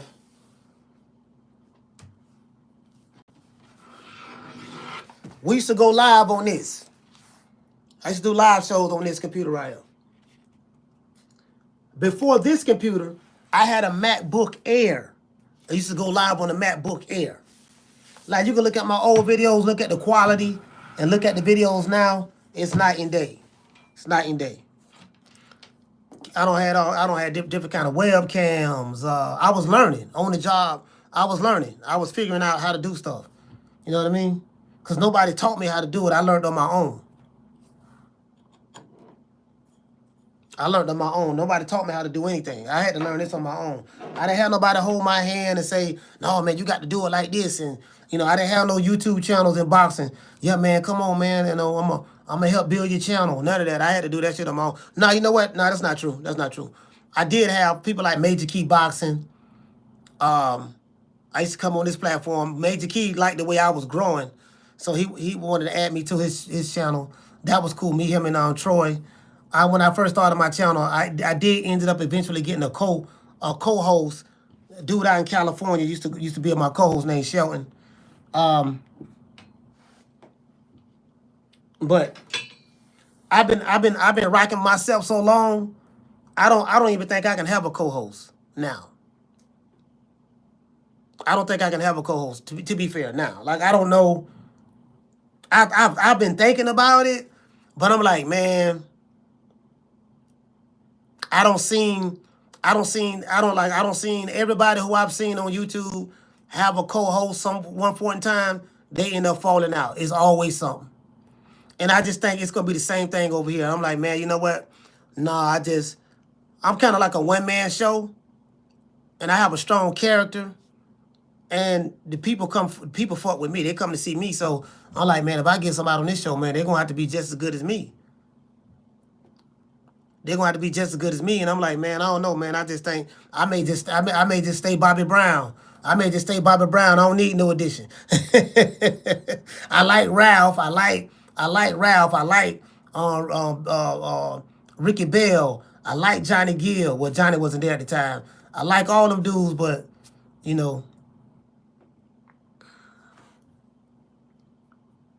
it's the host thing ain't for everybody. It ain't for everybody. And solo ain't for everybody. That's the thing too, right? You gotta know your strengths and weaknesses. You gotta know where you're strong at. I'm strong at dolo. That's what I'm strong at. But somebody else may not be strong there.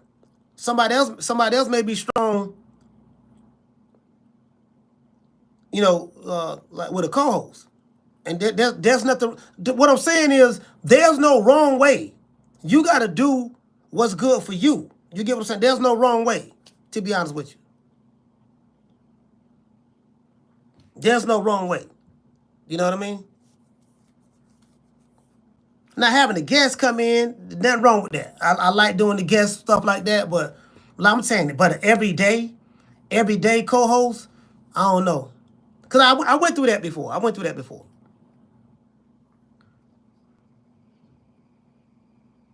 And what you say? You say you have to be knowledgeable. What you say, Keith? You got to be knowledgeable about what you're talking about. Yeah, not only that, but you got to be entertaining too, fam. You got to be entertaining too. Like I know what my audience like. I know what my audience like. I know why people rock with me. I know that. I got the data. We got the phone calls. We got messages. I have social proof. I have all the analytical data. You get what I'm saying? Casino say, if it ain't broke, don't fix it. Yeah, I'm with you on that. Yeah. I'm with you on that. And what did it say? You say, Coach, boxing knowledge and comedy is top notch. Yeah, I mean, basically, that's it. That's what we are. Boxing and comedy. That's it. We are, like, we created a whole nother lane in boxing. We created a lane that wasn't even really there. Like, we boxing and comedy. For the most part. Like, look, when we go live for 3 hours, them 3 hours go by so fast.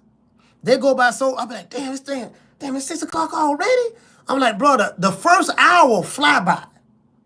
The first hour fly by, bro, because we be talking, laughing, kikiing, reading the open. I be reading, taking me forever to read the monologue. And then especially when I get on this, like, I ain't on nothing right now, so you can tell I'm not on nothing right now. But when I'm on that, bro, it's a wrap. hey, when I'm on the stick icky, nigga, it's a wrap. You get what I'm saying? They're like, man, hey, man, I'm feeling good. Like I was feeling so good last night, dog. I swear to God, I wish everybody in the chat. Shout out to the Jab Queen. I wish everybody in the chat could I wish y'all could feel the way I be feeling, dog. Like, I be feeling so good on this weed, bro. Like, but only good weed had you like that. Only the good. Hey, what you say, Miss Black Panther? Say, Coach, you have very good equipment. Hey, Miss Black Panther, check it out. I got a new toy over here. I was telling Miss Black, I was telling you about the toy I bought, the YOLO box, YLO box. I told you, I said I got this new box I bought, Miss Black Panther. I got to go work it out. I got to go learn how to use it. I'm looking at tutorials and I'm using it every day. As a matter of fact, I'm going to go live on it. We're going to be doing our live shows from this. Instead of me doing live shows from my computer, right here, we're going to be doing live shows from this box right here. I'm going to run my cameras through this box, and I'm going to do a live show from this box. I'm going to do a live show from the YOLO. I have these microphones. I'm showing y'all what these microphones are for. This is the transmitter this is the transmitter. Wireless microphones, right? So I'm going to have this mic on that camera. I'm going to have another mic on that camera. Transmitter. I'm going to have a transmitter on that camera. I'm going to have a transmitter on that camera. I'm going to have a transmitter on my third camera. And so the reason why I have 3 different transmitters for cameras, because I have a podcast that I'm doing with my homeboy, a football podcast, right? And we're going to have guests. I'm going to be in the back running the show, just making sure, doing all the technical stuff. It's his podcast, his barbershop. We're doing a podcast at Foster's Barbershop. R.I.P. to Foster. And the reason why I have the different mics is because, like, this machine right here is a voice switcher. It has voice switching software. So you ever watch a podcast when a guy is talking and the camera cuts and it's focused directly on him, just like in TV, just like in television? It's designed, the camera's supposed to switch to whoever is talking. It's called the auto switch. It automatically switches to that person who's talking. If Casinos, let's say it's me, Casino, and Jab Queen, and Miss Black Panther, we on the podcast, we on set doing a podcast, and we having a discussion. When Miss Black Panther talk, camera 1 is the audience is gonna see her on camera 1. Jab Queen talk, camera 2. Casino talk, camera 4. I talk, camera 3. It's gonna switch. If all of us start talking at the same time, then the audience is gonna see a wide angle. They're gonna see a wide angle shot of all of us talking.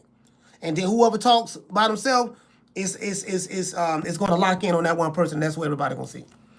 Normally, you would have to do that. When I interviewed Brian Norman Jr., and I was in the interview, I had to manually switch though. I had to even though I had multiple cameras, but I had to manually switch it myself because I didn't have the equipment that I have now.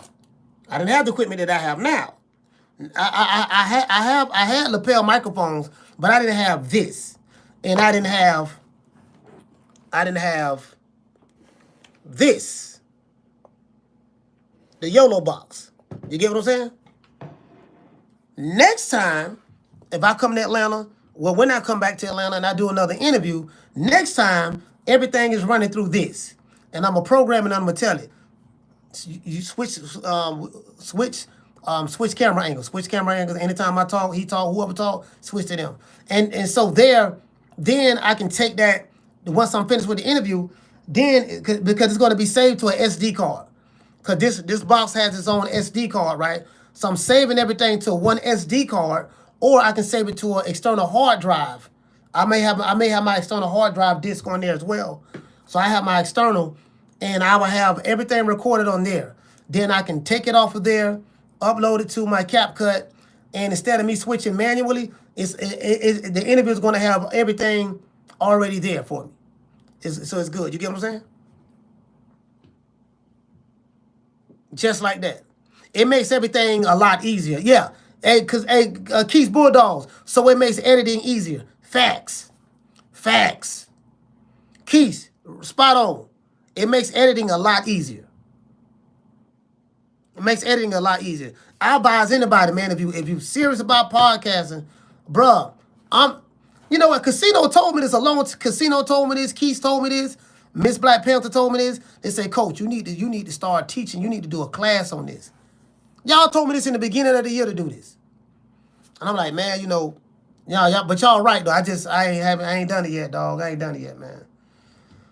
I got to set it up, because it's stuff I'm still learning. And, when I'm learning stuff, I don't mind sharing the information. I'm not the dude that's going to hoard the information. I don't hoard information. The reason why is because there's nothing new under the sun. I'm not telling you nothing that don't nobody else know. I'm not the originator of this information. I'm just the vessel from which the information is flowing through. You know, nigga be like, yeah, nigga, I came up with that. Spam, ain't nothing new under the sun. You get what I'm saying? I'm just the one. I'm just the one that the information is flowing through. I'm gonna pass it. Yeah, man, this how you do it. Now, I can tell you what to do. It don't mean you. It don't mean you gonna do it. You get what I'm saying? Dudes be like, yo, man, I ain't finna tell that nigga nothing. I ain't finna give him the game. You can. I don't mind giving you the game. You wanna know why? Because giving you the game ain't gonna help you. What you do is what's going to help you. What you do is what's going to help you. And another thing, I don't have a scarcity mindset. A scarcity mindset is this. Oh, it ain't enough for everybody. I can't tell nobody how to do this. If I tell them how to do this, then they going to take it and start getting money. And I don't want them to get no money because I'm trying to make money for myself. Fam, it's enough money for everybody. You telling him, giving him some game on how to do something, it's not going to stop me from getting no money.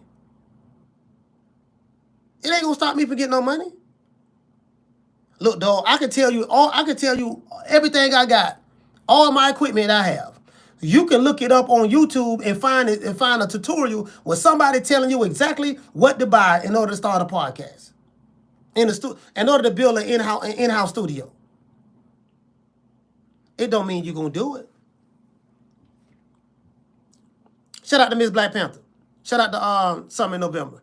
It don't mean you're gonna do it. You know how many people I told something to that didn't do it?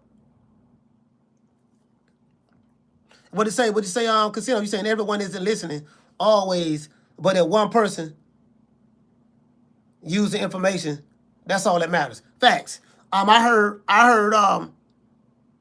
Malcolm, I heard Minister Farrakhan say this. He said that one day Minister Elijah Muhammad was speaking at a function, and Minister Farrakhan told Elijah Muhammad, he said, dear Holy Apostle, because they used to call Elijah Muhammad Holy Apostle.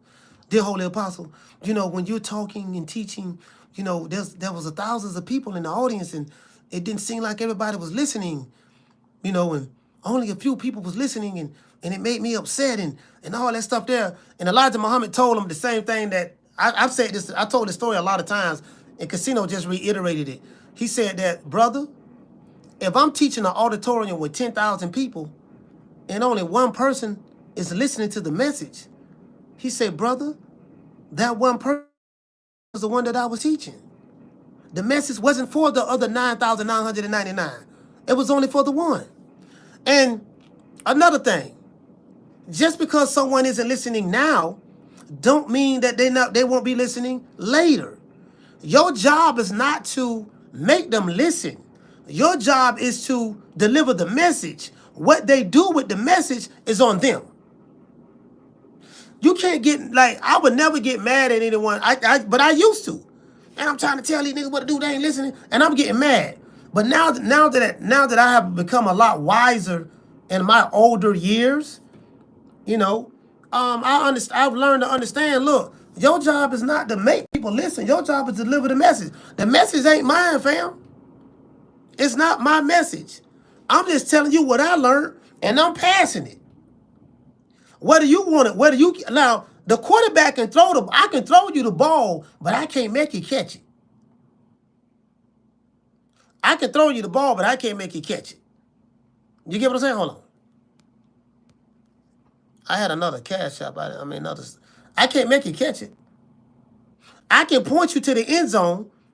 I can't make you run towards it. You get what I'm saying? You know, quarterback, you know, you listen.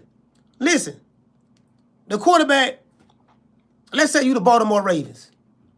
Y'all down by 4 points. You need a touchdown to win the game. It's 30 seconds left in the game. LeVar Jackson got the ball. He's playing Kansas City Chiefs in the AFC Championship game. It's 30 seconds left. They score, they win the game. LeVar Jackson snaps. The center snapped the ball. LeVar drops back. 5 seconds going by. Kansas City Chiefs chasing him. He's running around in the back of the. He's running around in the back of the. He's running around in the backfield. He's jicking players. He see a dude wide open. Iran Barkley is wide open. The running back. He don't leak out the backfield. He threw him. He throwed him the ball. He threw him the ball. He wide open in the end zone. The ball will hit him right in the hands. And he drop it. 4th down. No timeouts left. You 4th and 10. You need 10 yards. You need 10 yards to score a touchdown. The ball hit him in the hands, he dropped it. You can't blame Lamar Jackson. Lamar Jackson. You can't blame Lamar. Lamar did his job. I threw you the ball, fam. I can't catch it for you. I can't catch it for you. I threw you the ball. It hit you in the hands. What you do with it is on you.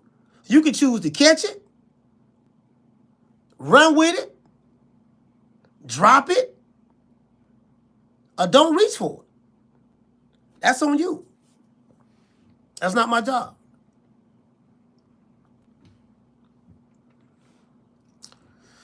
Yeah, man. It is what it is.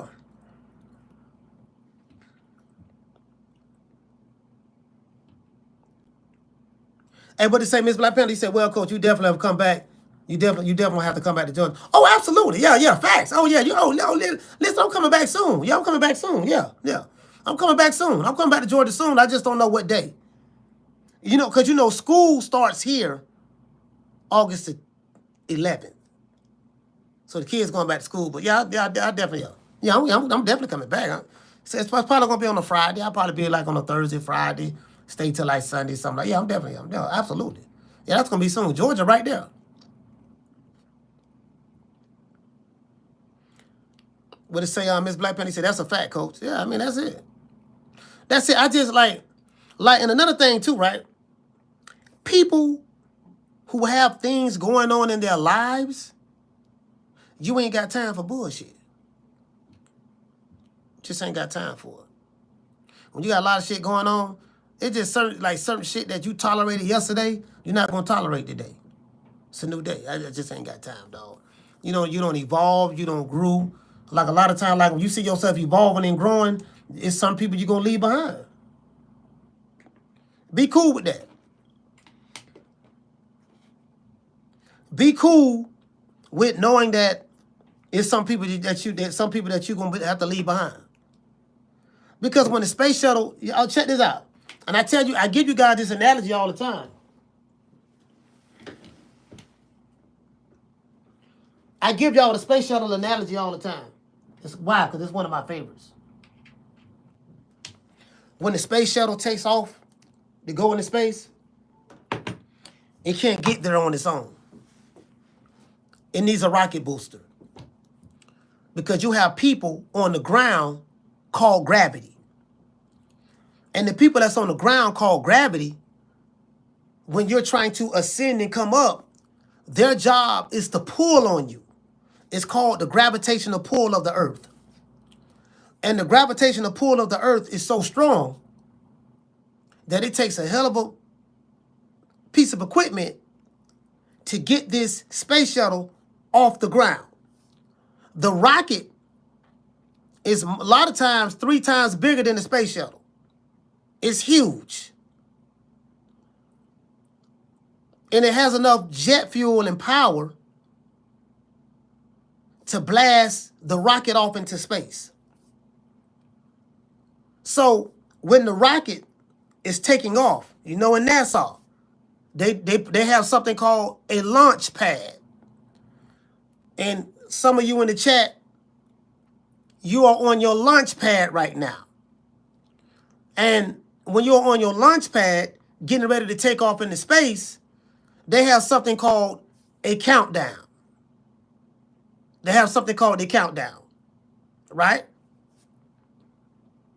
Countdown. 10, 9, 8, 7. The people who have the gravitational pull, They see the countdown ticking down. This nigga finna get ready to take off. Oh, we ain't finna let this nigga take off. Hell no. Who this nigga think he is?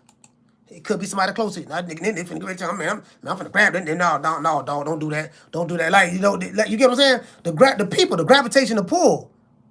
Those who don't want to see you succeed, they pulling on you. Blast off. The rocket is on fire. It's taking off. The space shuttle is attached to the rocket. It's shaking violently because of the gravitational pull of the people that's on the ground. So they're trying to pull you down.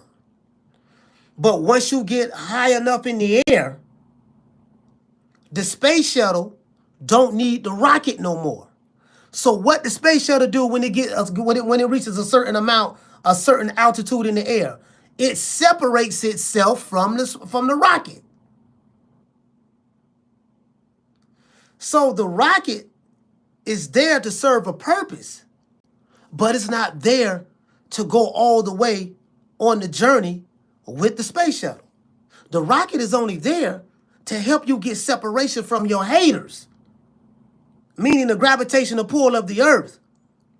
But even though that rocket is there to help you do that, even that rocket becomes too heavy of a burden. And guess what? The space shuttle separates itself. The rocket does what? Falls back down to the earth because of the gravity, and the space shuttle continues to go off into space until it decides to return. So that's how I view life. Now that's an analogy that I came up with, right? That's how I view life. You get what I'm saying? So, and the reason why I look at it that way, it keeps me from becoming frustrated, and it helps me go through the process, go through the learning process. Oh, okay, I see what this is. All right, okay, it's a little turbulence right here. Okay, I see what this is. Okay, they pulling on me over here. Okay, I see that. They pulling on me over there. Okay, and the only reason why they pulling on you because they see you on the launch pad taking off. They see it. They see it. They see you. They see you getting ready to take off. Sometimes you may not even see it, but they see you get ready to take off. They see that. You get what I'm saying? They are just doing their job. That's all. But your job is to stay on that launch pad and take off. That's your job. You get what I'm saying?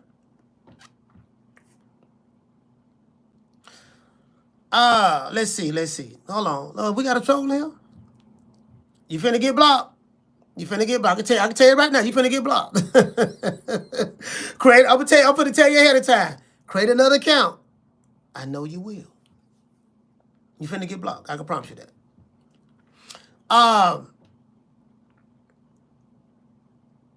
Shout out to Carlton. He say, and it's easy to forgive them. I don't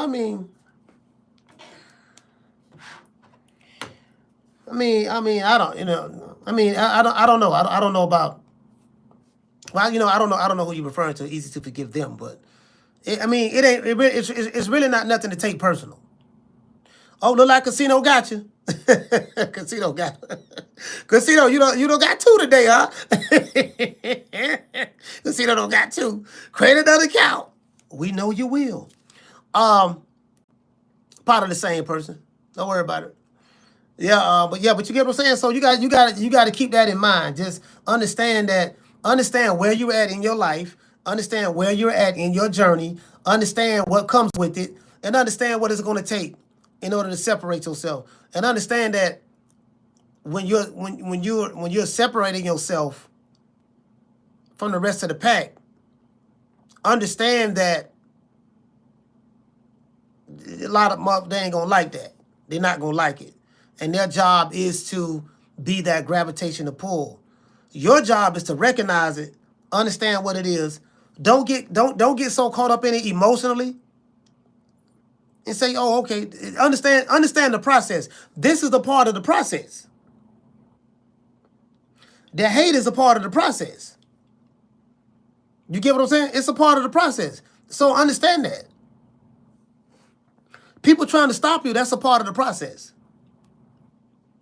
Failure is a part of the process. You are going to fail.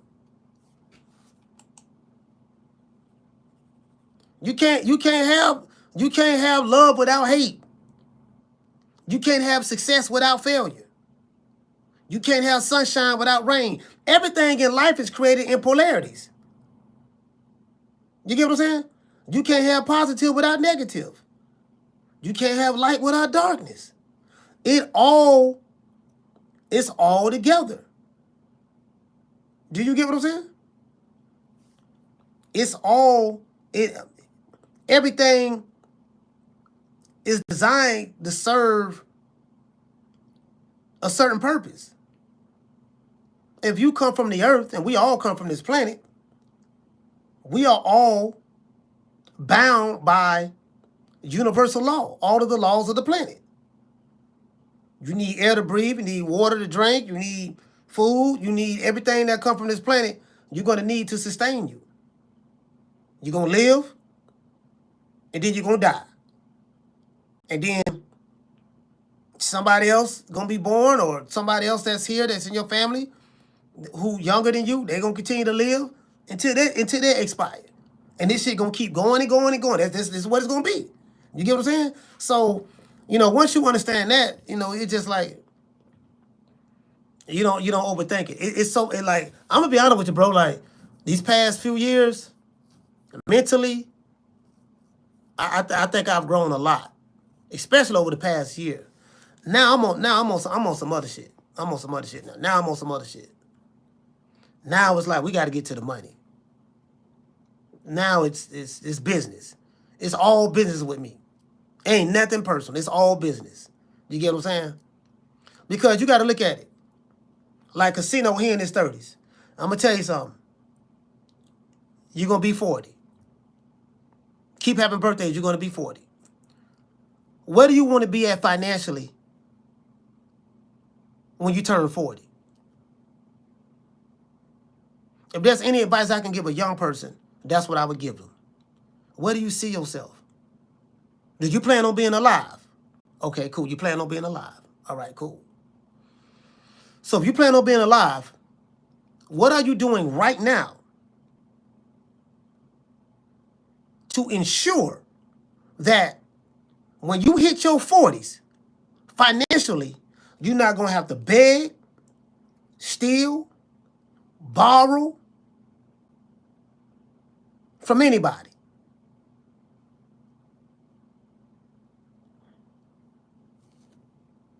And understand that what you do right now is paying dividends, or what they call it, compound interest. What you're doing right now is going to compound over a period of time, and then you're going to see the full manifestation of it. I give you a perfect example of what I'm trying to say. You will have people that you see that you think are successful or are successful. And you may be like, man, that person doing good, man. Goddamn, Country Wayne doing good. Desi Banks doing good. My uncle doing good, man. He got four trucks on the road, or he got my aunt. My aunt just opened up a dry cleaning business, and she booming, man. She make about $20,000 a week, and this and that, and she doing this and doing that. Everything that she did that led up to that point is compound interest. Compound interest is everything that you put into it that led up to that point. They see the takeoff. Man, they took off. Man, look how she just took off, man. She doing good. Jazz Queen doing good. Black Panther doing good. Man, she rich. She balling. They see the balling.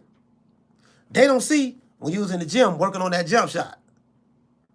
They don't see when you was at home behind on the light bill or struggling, trying to figure out how you going to make this work. They don't see all the things that went into it. They only see the takeoff part. You get what I'm saying? They don't see everything that went into it. It's called compound interest. Everything compounds over time, and then it takes off. But all of those things that you did led up to the takeoff. Let's go on the launch pad. Let's do a test run. Let's fuel up the rocket. Let's test it to make sure. You get what I'm saying? And you're gonna have a bunch of failures. Bro, you may fail, bro. I don't fail so much, fam. I'm telling you, bro, I don't fail a lot. Bro, listen, you may have a bunch of failures that lead up to that one time you win. Everybody focus on the one, but that nigga won, he doing good, he balling. Yeah, but he failed 100 times before that. Look, listen, buy this book. There's a story. Y'all go look up the story of the Colonel.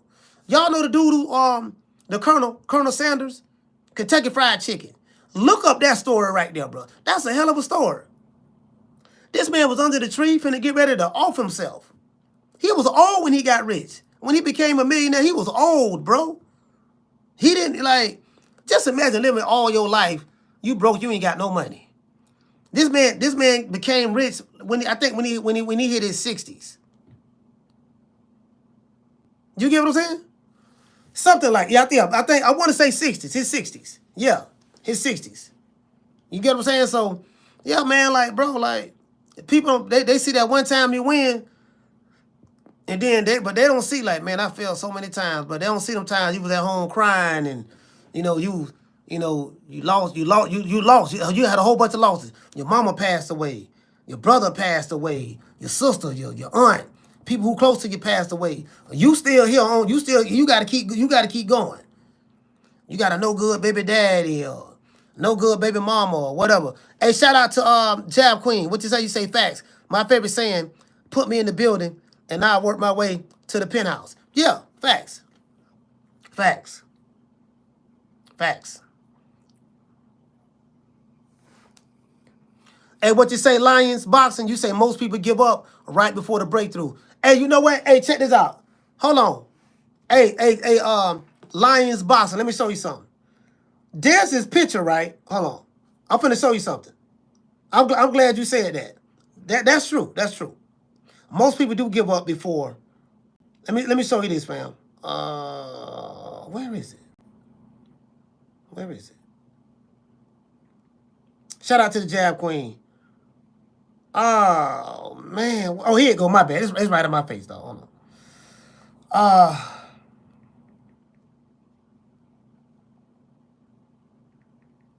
People give up. Hold on.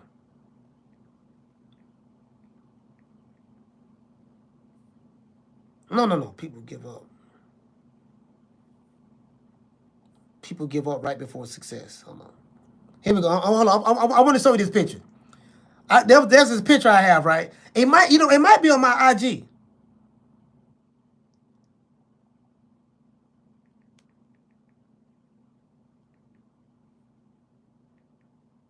Hold on, I'm gonna look it up right now.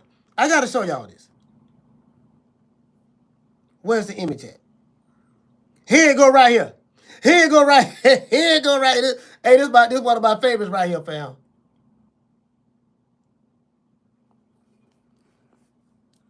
You see this? You have the guy right here, right? He's digging for diamonds. Now he's almost there. He did all that work to get there, and he gave up, and he turned around, he's leaving. Had he kept going, he would have found the treasure. This guy right here up top, he's still digging. He's going to keep going. That what you just said reminded me of this image. That's people. They always do that.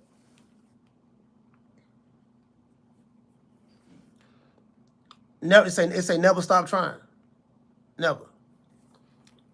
Like these are like it says right here, it say never give up. You never know how close you may be to achieving your dreams. Most people quit. Most people give up on their dreams. Like I was talking to this young lady, right? I'm not gonna say her name, but if she listens to this, she know who she is. I'm not saying her name. But I told her. I want to do this. This is what I want to do, coach. Coach, I want to do this, and I'm telling you, I can do. I want to bring this to the game, and she might be listening. I don't know. She might be listening to this. I want to bring this to the game, and I'm gonna do A, B, C, and D. And I told her, I say, you know what?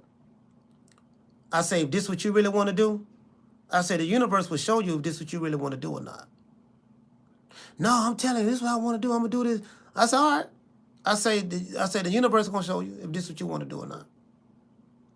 I said, this ain't easy now. No, I'm gonna do it. I'm gonna do A, B, C, and D. I said, all right. Now I knew when she told me this, I knew what the outcome was going to be, right? Because I hear this all the time. I do. I hear it all the time. And I gave her some pointers. She didn't listen. Well, I don't want to say she didn't listen. She listened. She heard me, but she didn't listen. She was like, I don't think she didn't. I was telling her, look, man, like this, there's a science to this. It's not as simple as I'm gonna do this and I'm gonna just talk on the camera. Like it's gonna take some time. You're gonna have to define who you are. What is it about you that's gonna make the people gravitate towards you? You got to figure out. You get what I'm saying? It's not. I gave her some real good advice because I gave her some advice that came from experience from what I went through. And she stopped doing it. She stopped doing it, but hopefully she'll come back. And she stopped doing it, but hopefully she'll come back and we'll have that conversation again. And I'm gonna be like, remember what I told you? You know what I mean? So.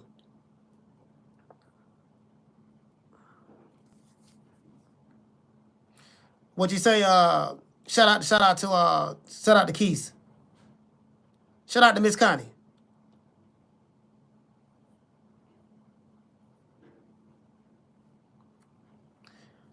Miss Black Panther's in the building. What it say, Miss Connie said a lot of people just don't listen. You can't tell them anything. No, I think what it is. Some people they gotta see it. They gotta find out on their own. They gotta find out on their own, And this ain't for everybody. Like this ain't easy, bro. I'm telling you, this ain't easy. It's not for everybody. But it's not supposed to be easy. Anything worth having in life is not supposed to be easy. Now, some people it's easier for. Some people just get on the scene and they just take off. But that's not the norm. That's the anomaly. That's the exception to the rule. It don't work that way. Like, yeah, anything worth having is not easy, bro. Like that's what killed me when I be watching boxing and you be seeing these dudes in the chats. Oh man, he got caught with a good punch. He got rocked. You see how he got rocked? I'm like, yeah, welcome to the fight game, partner. Man, he struggled to win that fight. He's supposed to struggle. Every fight not gonna be easy, fam. That's what I love boxing so much. Every fight is not going to be easy. In some battles that you have in the ring, you may run through a dude. It's easy. But guess what? There's another challenge waiting right around the corner that's like, no, you ain't going to do me like you did Buddy. Yeah, you ran through him, but you ain't going to run through me. You get what I'm saying? Like, bro, I be listening to these dudes online. Dude, you are literally sitting down on your couch. You are literally sitting down on your couch. Laughing, making mockery. Oh, that nigga got rocked. Yeah, welcome to the fight game, partner. That's what happened. Yeah, he won the fight, but what? He overcame that battle. Sugar Ray got dropped. I don't think Hagler got knocked down. I don't think Hagler ever been down before. But, most fighters been knocked down, bro. That's life. Hell, Tank took a knee and stuck his head through the ropes. Fighters go down, bro. It happens. But then fighters get back up and they win. That's life, bro. You're going to get knocked down. Shout out to PG Beats. You're going to get rocked. Your chin going to get touched. I be looking at a lot of dudes, right? They be talking about some, say some of y'all in the chat chinny. Some of y'all chinny. When life catch you on the chin, your knees get weak. Your legs go to wobbling. Life don't catch you with a mean left hook. You chinny, you start wobbling. Some of you. And then some of you, you know, can take a punch. This dude say, except the great Canelo. Canelo done been rocked before, been wobbled before. Look at when he fought Floyd. Look at when he fought what's my man name in Puerto Rico? Marquez is not Marquez. Miguel Cotto brother.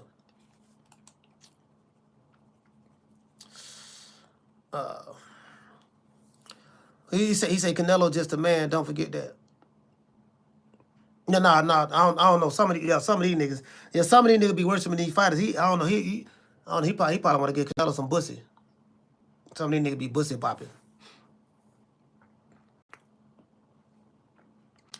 Some of these niggas they want to get their fighters some ass. Like for real, I be like, ooh, Lord have mercy. Anyways, no Vaseline, no KY jelly, no nothing.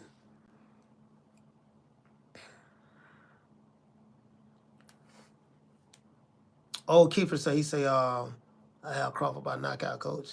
I don't know about that, but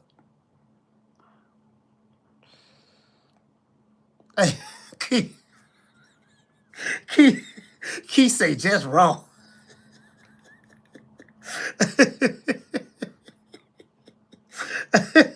Key say just wrong. Oh man. Key say just wrong. Goddamn, Key's funny the motherfucker. Oh man. Yeah, man. Hey, what it say, G5? You say, nah. You say RJ is a troll from BDA? Oh, he is? Oh, BDA. BDA. That's that racist. That's that racist YouTube channel, ain't it? Yeah, y'all get RJ out of here. RJ, we holler at you. Y'all get him out of here. Go back to your mama house. Create another account. I know you will. Yeah, you going back over there, fam. Your kind ain't wanting over here. Your kind ain't wanting over here, boy. We holler.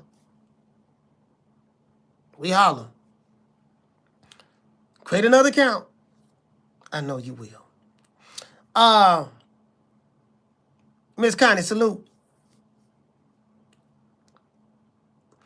That's that old racist ass. That's that old racist ass Hispanic channel over there.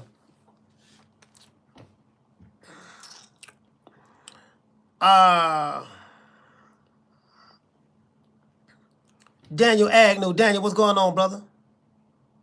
Casino, so I was hesitating to pull the trigger. Nah, you ain't got to hesitate. You ain't got to hesitate. I didn't see him. I didn't see him. You ain't got to hesitate, shit. You know what I mean? I don't know why they watch me. They keep coming back. No matter, hey, you know what? Hey, Casino, no matter how many times they get blocked, they keep coming back. It's something about me they like. It's something about me they like. I don't know why they keep coming back over here. Why? I have no idea. Something about me they like. They know they gonna get blocked. All right, so we got that one. That's the G2. That's another road right there. I'm taking these off. Taking my wireless mics off. Now what I'm gonna do, I'm gonna test these microphones. I'm gonna test these microphones to see do they work. So when if someone is talking, it'll switch to different cameras. Once I see that work, it's a go. We starting our first football podcast. Well, it's not my podcast. It's my homie want to do a podcast. He don't have the equipment. I got all the equipment, so I'm gonna go over there and we got like a lot of different players, football players coming through. Drew Brees coming through. Tony Dungy, former head coach of the Tampa Bay Buccaneers, and Indianapolis Colts. It's gonna be a lot of like baseball players like Dale Strawberry coming. Not Dale Strawberry. Gary Sheffield. All those guys. No, Tampa is known for baseball. I don't know if y'all know that. Like Tampa at one point in time, we had a lot of dudes come out of Tampa, Florida, that was in Major League Baseball. We talking about the 70s, the 80s, and even like the 90s. Tampa, we had a lot of people coming out of, because a lot of dudes used to play for Belmont Heights. You know, I went to Hillsborough High School. A lot of dudes, Kiki Jones, Gary Sheffield, Albert Bell. You know, we had a lot of dudes coming out of Tampa and playing the baseball. And just Florida in general. Florida produced some talent. Baseball. But definitely my city, though. Track. Some fast-ass niggas down the track. Yeah. You get what I'm saying? So he wanna. So that's what that podcast gonna be. That podcast gonna be football. Podcast gonna be. That podcast gonna be football, and just what's going on in the city. Like I want to do a lot of stuff in Atlanta, bro. Atlanta. See, Atlanta, man, is popping. If you got motion, and you doing something, and cause it's a lot of scamming in Atlanta now. But I think that's because they got all them Nigerians there. Now I ain't got nothing bad to say about my Nigerian brothers and sisters. But boy, goddamn, boy, I'm talking about but Nigerian boy. Ooh, Lord have mercy. I'm talking about I mean they scam everywhere though, to be honest with you, but they got a big Nigerian population there in Atlanta now. But if you got motion in Atlanta, if you got motion and you doing something, it's the spot. But it's not the spot that like people looking at Atlanta like it's like I'm gonna come to Atlanta, nigga, I'm finna meet Tyler Perry. I'm gonna be in movies. I'm gonna meet this dude. I'm gonna meet Gucci Man. I'm gonna meet, cause there's a lot of celebrities in Atlanta. You know, Atlanta, they don't really care now. Like in Georgia, they don't really care now about no celebrities like that. Cause you see them all the time. And a lot of people coming there, they be heartbroken, bro. You thinking just because you gonna get to that city, you just gonna be rich and take off. Hey, y'all been watching too much Love and Hip Hop Atlanta. Been watching too much. Nah, bro, it don't work that way, fam. Don't work that way, bro. Yeah, it don't work that way, bro. Nah, you ain't gonna go with you ain't not going to no city, and it just gonna be like that. TB got a lot of people messed up. You know what I mean? And what you say, Pawn say a popular weed man is a celebrity in Atlanta. Yeah. Yeah, man.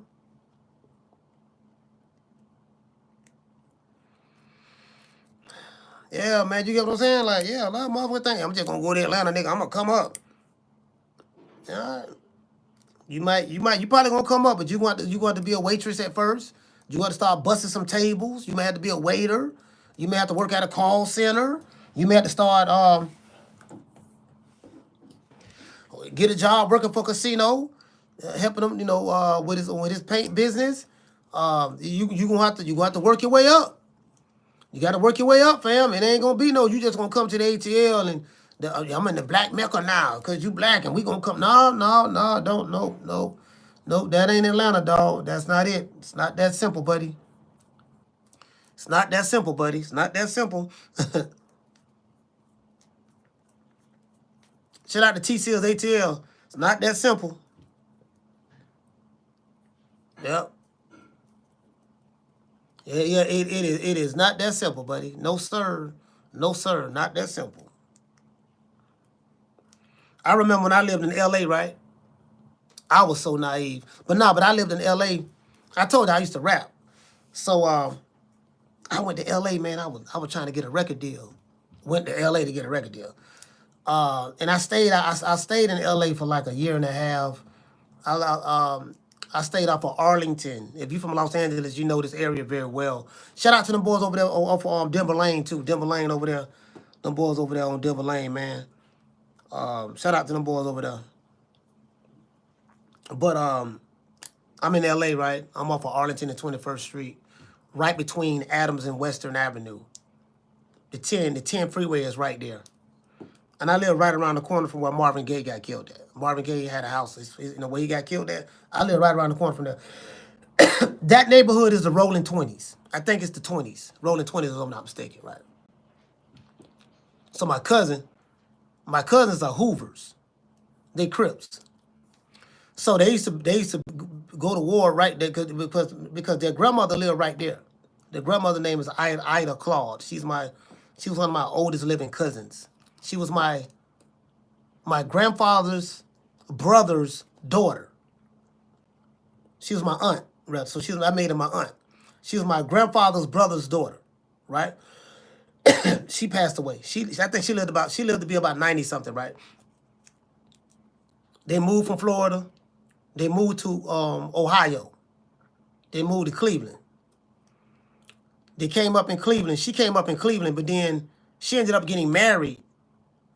And then they moved from Cleveland to Los Angeles. She did. So I have family in Cleveland that's still there right now. I never met them. I have family in LA that I see when I go back to LA. When I go back to LA, I don't see all of them. I see some. It's a bunch of them. Right? All of them was gangbangers too. The girls and the boys, right? All of them was gangbangers. They're not banging anymore, of course. But I was in LA trying to get a record deal, dog. And I was broke. I ain't had no money. And I was like, man, and listen, everybody around this time, Ice Cube had a group called Caution. He had a group called Caution. Mac 10 them was out. Players Club, the movie Players Club. Hold on, I was in LA from 99. Was it 98? Yo, it was 98. 98 to 2000. Yeah, 98 to about 2000. Yeah, 98 to 2000. Because my mom passed away in 99. And I came back home. And yeah, 98 to 2000. Then when I came back, I stayed in Orlando. I went to, I told y'all I had every job known to man. I was a bartender. I went to Full Sail University right there in Winter Park. Learned how to engineer. I learned how to engineer. That's how I learned how to mix. I learned how to mix on the SL board at Full Sail. And that's when I started like really, really getting introduced to how music works and stuff like that. And I ended up getting a demo deal with Atlantic. But I got the deal through, matter of fact, let me show y'all the picture of the guy who was my manager. Let me show y'all the picture of the guy who was my manager at the time. Louis Martinet. There we go, right there.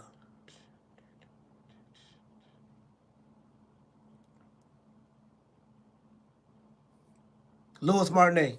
Y'all look him up. This him right here. He was a DJ and a freestyle producer.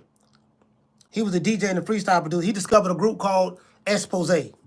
Freestyle music, that's back when they had like Stevie J,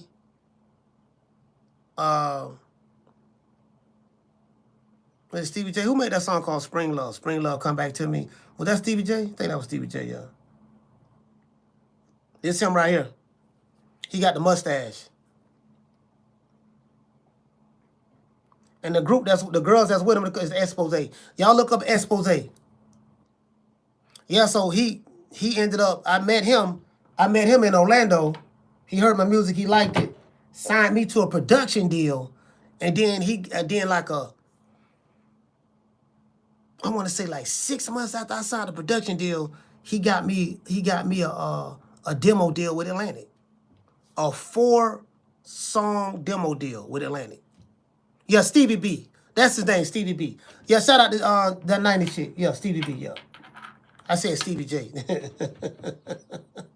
Yeah, Stevie B. Yeah, yeah. So the freestyle era. He was a freestyle DJ down in Miami, and a producer, songwriter.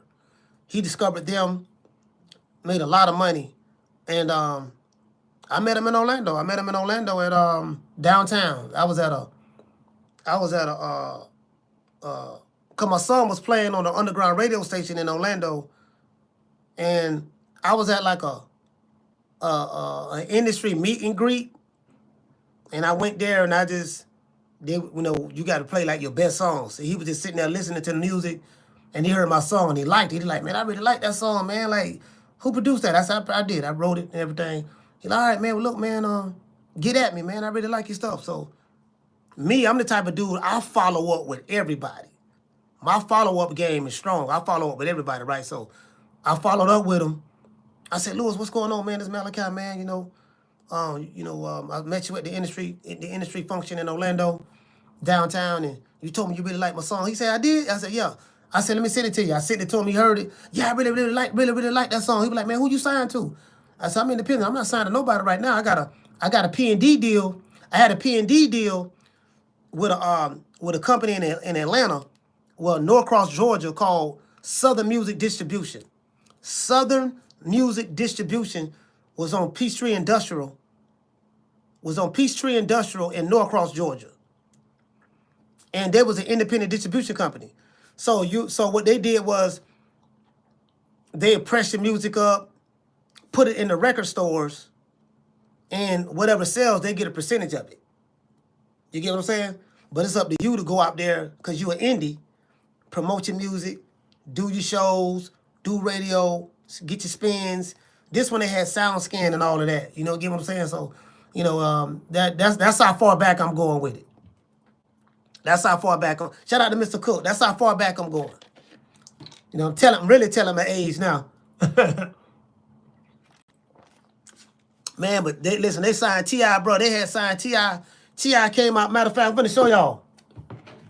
This the album that got me on the shelf. Let's look up T.I. T.I. first album called I'm Serious.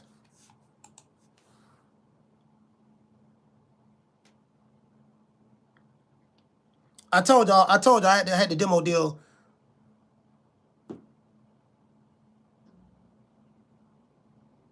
(2001, 2002), somewhere around that time. I want to say 2002.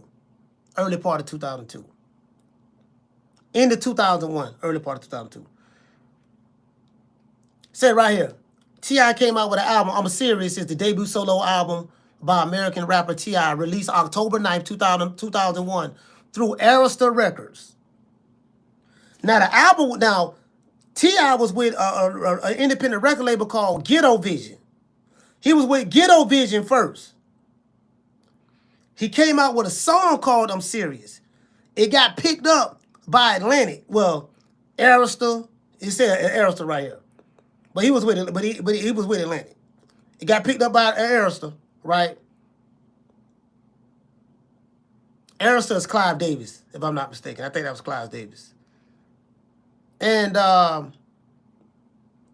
he ended up getting like a distribution deal or whatever through Atlantic or something like that. It was something like that. We got put on the shelf. In the song he came out with, Beanie Man was in the video. The original version didn't have Beanie Man. When they redid it, Beanie Man was in the video. They were like, man, they ran with T.I.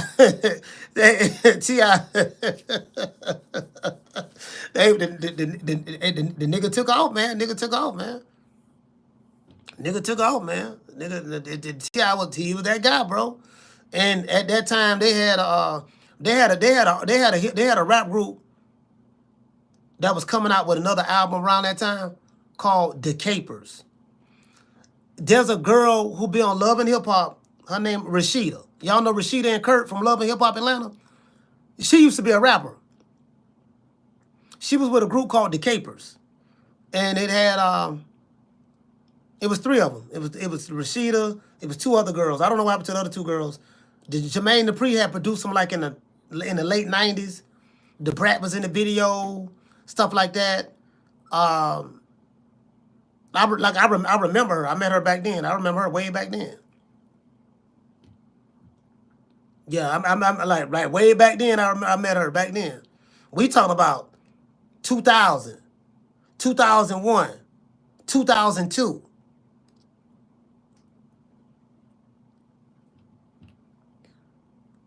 You get what I'm saying? So, uh,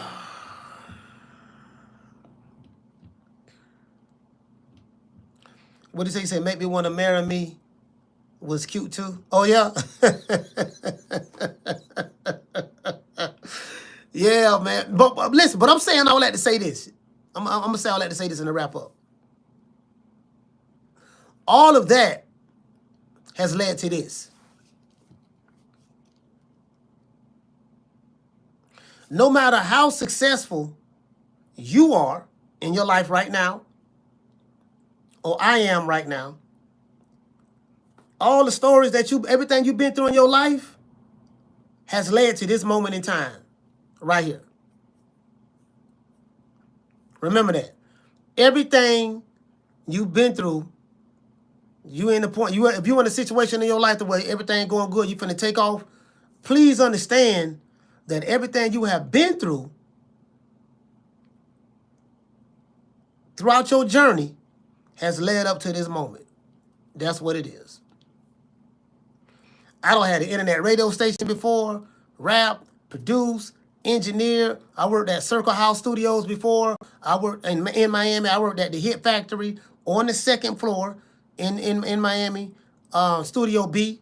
And that's very important because if you ever been to the Hit Factory in Miami, I think they have 4 studios.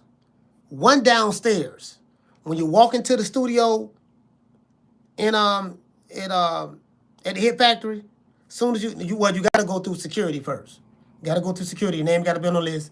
When you go in, when you walk through the doors, when you walk into the building, you can see upstairs. You're gonna see people on the balcony, people hanging out on the balcony. When you walk through the doors, you're gonna see the reception desk right there, right in front of you. The stairs are gonna be to the right, elevators and stuff. And then right next to the reception desk is Studio A. Studio A is where all the major artists be at. Lil Wayne, Cash Money, Diddy, TJ Khaled. Everybody's in Studio A because Studio A is the main studio. Studio B, Studio C is the smaller studio, stuff like that. So I've never worked in the main studio, but I used to work there. So everything, I look at it like this here, man. All this shit is relative. That's why I look at all of it as the same. The boxing content, the boxing interviews, the hip-hop content, hip-hop interviews, rappers, singers, podcasters, personalities. It's all the same stuff. It's all the same stuff. It's dealing with cameras, microphones, and communication.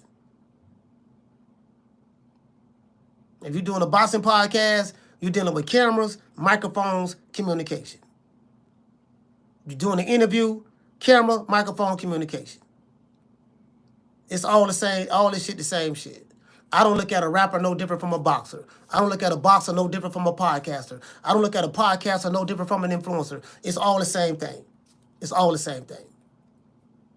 If you really understand it, it's all the same thing. There's no difference. It's all the entertainment industry. All this is entertainment. Podcasting is a different form of entertainment, and there are certain niches within the podcast world. If you Wallow and Gilly, they're in their niche. That's entertainment. Breakfast Club, all that the same shit. That's their niche. That's entertainment. Boxing. If you want to hear some niggas yelling, screaming, cursing, threatening you, saying they gonna do A, B, C, and D when they see you, that's entertainment. There's somebody that like that kind of content. Somebody like that. Somebody like hearing people curse each other out or being cursed out or being threatened or whatever. That's entertainment. That's entertaining to somebody. You get what I'm saying? If you're watching Dr. Umar Johnson, that's entertainment to somebody. If you're watching Charleston White, that's entertainment to somebody. If you're watching Club Shay Shay, that's entertainment to somebody. It's all the same thing. When you look at it, it's all the same thing. It's all the same thing when you look at it. Hey, what to say, Jab Queen? And ain't gonna do ish.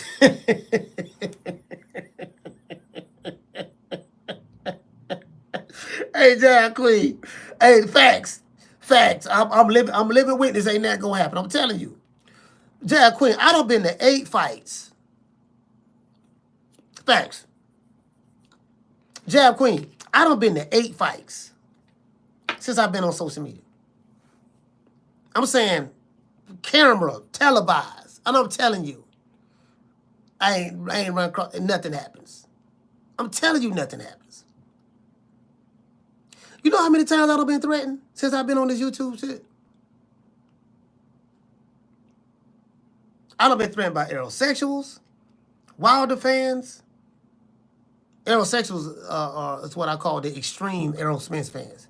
If you threatening me over Aerosmith, you an aerosexual. If you easily get triggered and you will start yelling and screaming and getting overly emotional because you don't like my criticism of your favorite fighter, that's you, right? These niggas get so, nigga, I'm trying to tell you what I see, I'm gonna do this, yada, yada. They sound like chihuahuas just barking. And I get on these planes, I be in these airports, I be in these cities, I be in these gyms, I be at these fights. I don't see these dudes.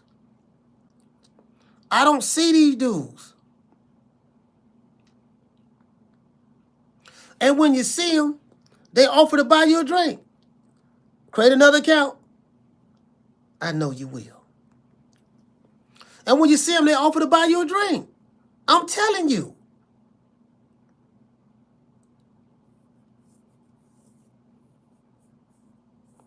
He said, to be fair, when we did meet, we weren't beefing like it wasn't Jabba the Hutt. Yeah, I'm talking about the dudes. I'm talking about the dudes who be on the rah-rah. I'm talking about the dudes who be on the rah-rah. Like, you get what I'm saying? The rah-rah dudes on YouTube. You don't see the rah-rahs, no. I'm telling you, you don't see them nowhere. I'm telling you, you don't see these rah-rahs nowhere. They be selling some mean whoop tickets. They sell some mean whoop tickets, boy. They sell mean whoop tickets on panels. They sell mean. That's what they sell the whoop tickets at on panels. Cause what it is, they be trying to show out. See, this is what it is, right? These dudes be trying to show out for other dudes who they haven't met before online. They'll be on the panel. They'll go to yelling and screaming, go to threatening each other. He ain't coming to that. He ain't gonna go to that man's city. That man ain't coming to your city. And if he did come there, you ain't gonna do nothing. You know, cause you ain't trying to deal with the consequences of that. See, there's consequences. You ain't trying to be taken away from your family. You ain't trying to go to jail. You ain't trying to go to the morgue. You ain't trying to go to the hospital. Them young niggas, they own that. The young niggas, the YNs, they trying to go to jail. They trying to go to the hospital. They trying to go to the morgue. The young niggas on that. But these boxing dudes, them dudes, they niggas on these boxing panels, they not on that. They not on that.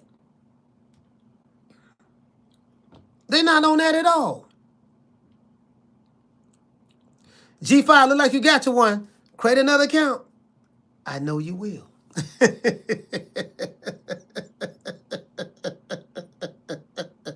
I know you will. Create another account. Hey, what it say? Miss Connie say they still at their mama's basement typing 30 words a minute. Man, see these, man, shit. Miss Connie, I'm telling Miss Connie. I'm telling you. Riverside, what's going on, brother?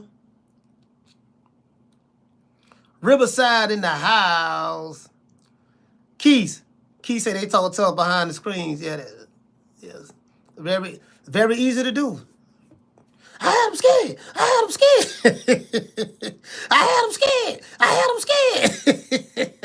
Yeah. He's the bitch. You the bitch. Oh, bitch ass nigga. Yeah, I had him scared. I had you scared. Yeah. And that's about it, bro. That's it. Can't be scared. I'm scared, huh? Yeah, nigga, you was scared. You was scared. Yeah.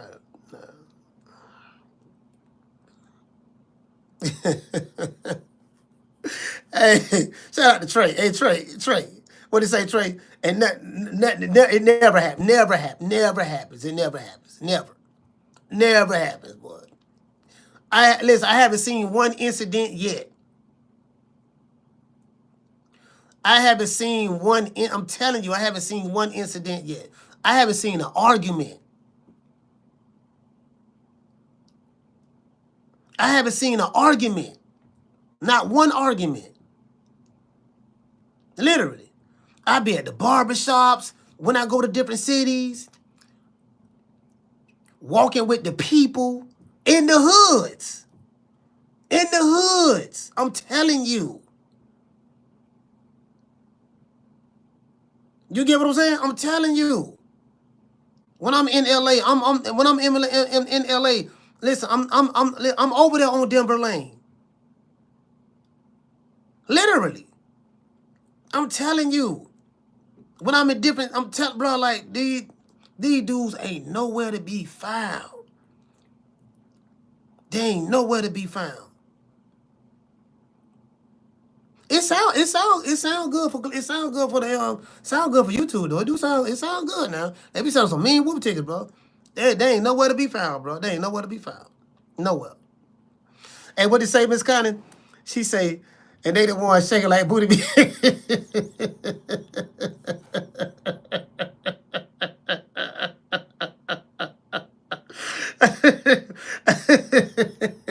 Hey, hey, Cornflake say, and they always talk about slapping somebody. Man, hey, Cornflake, check this out. Make it make sense. What man go, so let me get this straight. What man that you know is going to allow another man to walk up to him and slap him?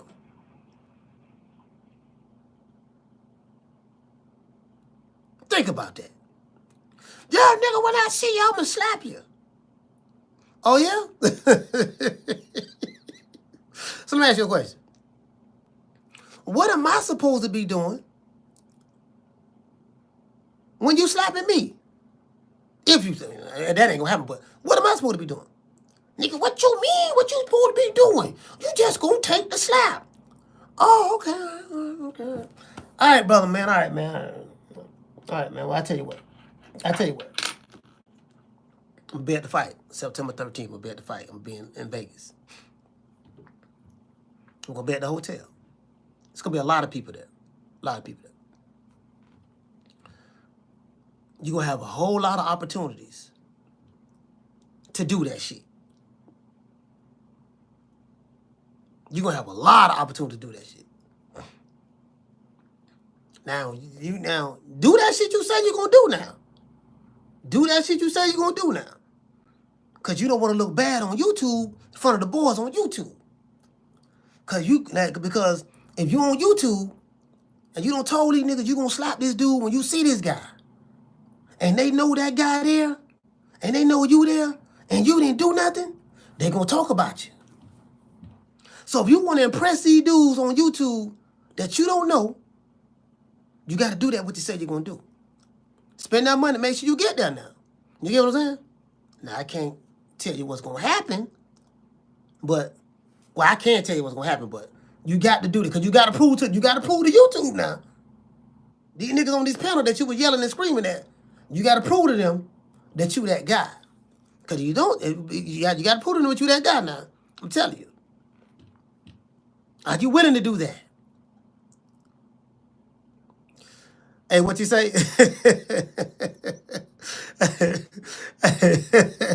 Hey, they say, who they think he was? Chalo? I don't know, man. Well, that was between bosses. I'm saying on the internet, now fighters, that's different. But I'm saying just regular guys on the internet that be home, like, come on, ain't nobody doing that. Ain't nobody doing that. I'm telling you, ain't nobody doing that. You know what I mean? I mean, like, why would that person put themselves in harm's way like that? Ain't nobody doing that. Cause they gonna get stomped out. I'm telling you. I'm telling you what's gonna happen.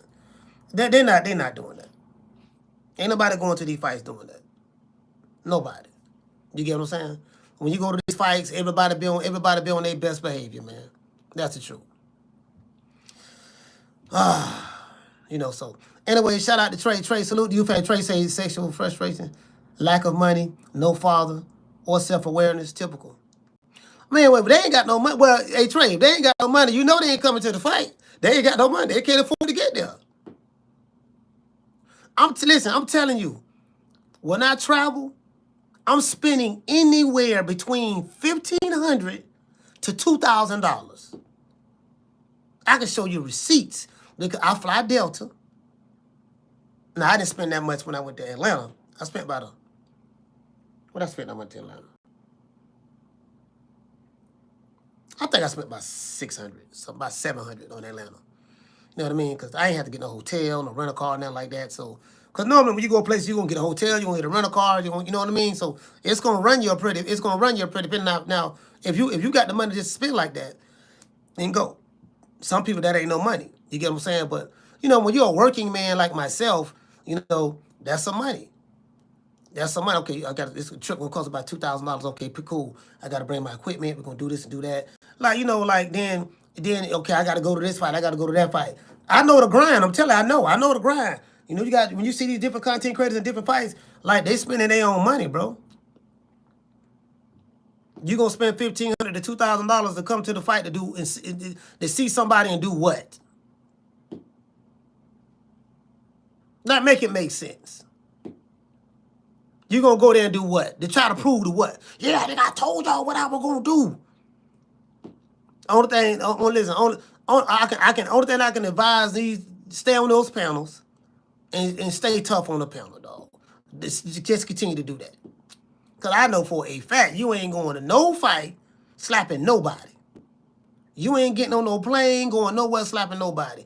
It ain't happening, bro. The only person I ever seen that I know that got slapped outside of fighters, outside of Caleb Plant slapping Jamal Charlo and Jared Hurd slapping Jamel Charlo, outside of those guys, outside of the fighters,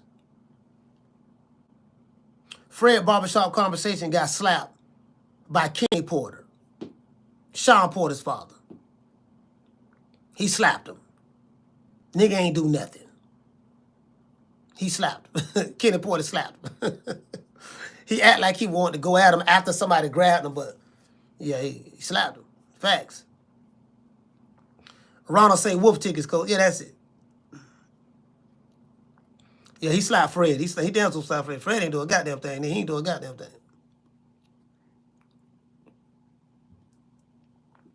Yeah, he slapped. Slapped the nigga.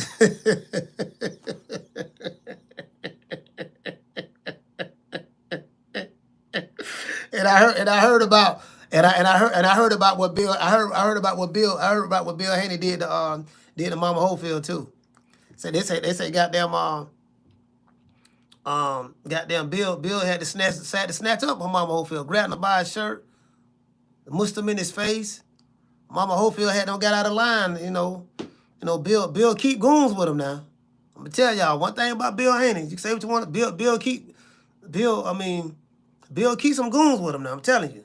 Tell him what I know now.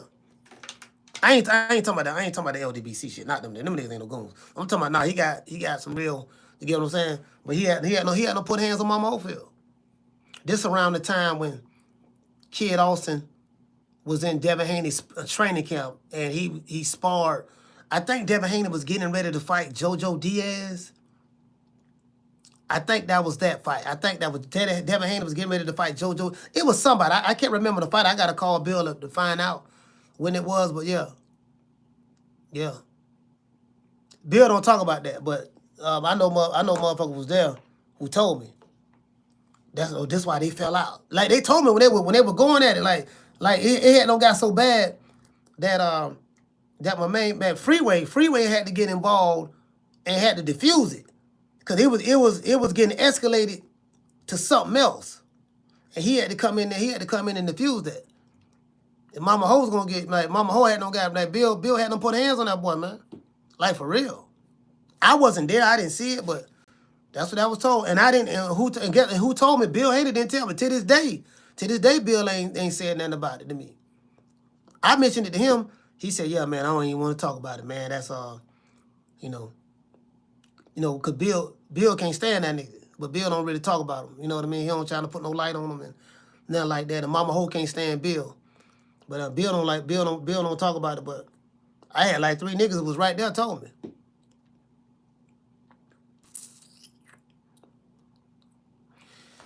Yeah, man. Yeah, Kenny Porter, salute to you, fam.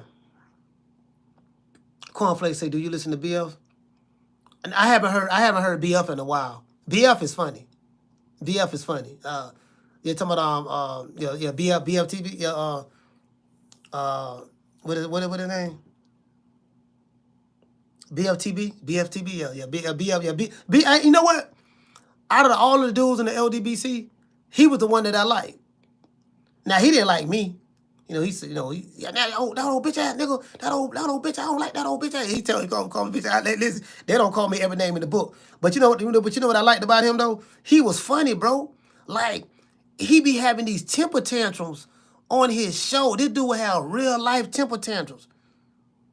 He be throwing fits. Like, you could see like veins popping out in his head.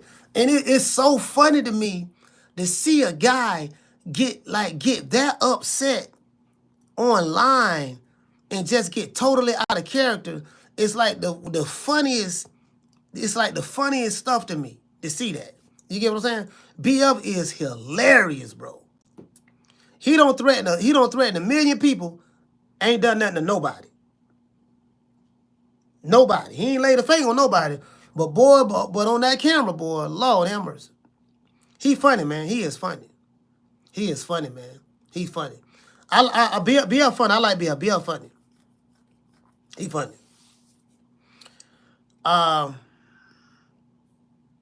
Yeah, he funny, man. BF is real. He real funny to me. But I don't watch. I don't watch him though. I don't watch him. Yeah, I don't watch him. He said, "Cool. Do you think Devin Haney has more than a puncher's chance against Brian Norman Jr.?" Yeah, absolutely, yeah. Devin Haney can win that fight. He could beat Brian Norman Jr. He could beat him. He could beat him. You know what I mean? He just said, I'm not picking him to win it, but just because I'm not picking him don't mean nothing. What is this? Is this? Oh, I'm tripping. All right, yeah. Just because I'm not picking don't mean anything. You get what I'm saying? So, Devin Haney has more experience than Brian Norman Jr. Devin Haney has accomplished more in the sport of boxing than Brian Norman Jr. Devin Haney has trained with Floyd Mayweather Sr. and Jr. Devin Haney has trained with Sugar Shane Mosley. Devin Haney has trained with Yoel Judah. Devin Haney, now Devin Haney and Brian Norman has sparred some of the same people in the ring before, with different outcomes. But yeah, he has the experience. He has some of the best sports science on his side. He has some of the best trainers on his team that's helping him, as well. He's with Snack as well. And they have some good doctors or whatever over there. So, it is what it is. But that don't mean he gonna win the fight. Brian Norman Jr. don't have all of that. He's just a regular. He just I call him a junkyard dog. You get what I'm saying? But he don't have the experience that Devin Haney has. So I get that, but I think that me personally, I think that's gonna come down to a fight. That ain't gonna be no boxing match. I think that's gonna be a fight. It may start out boxing, but I think it's gonna end up. It may start out as boxing, but I think that's gonna end up as a fight. And in a fight, I like the fighter versus the boxer. Shout out to Miss Connie. All right, well, listen, we're finna get ready to bounce, man. Shout out to Miss Black Panther. Shout out to Miss Connie. Shout out to Keith's Bulldogs. Shout out to D-Dubs. D-Dubs, what's going on, my brother? Shout out to Herb Winston. He say Snack is whack. You think so? I mean, people feel the way they feel about Snack because of Victor Conte. I get it. You know what I mean? I understand that, but it is what it is. And then people feel the way they feel about Canelo with the Buterol situation. So it is what it is. I mean, fuck it. Shout out to G5, man. Salute to everybody, man. We going live tomorrow. I just wanted to just do a pop-up on everybody. I didn't know I was gonna be on this long. We've been on for 3 hours? Been on for 3 hours. Peace to the family, man. Much love, man. I'll holler at y'all.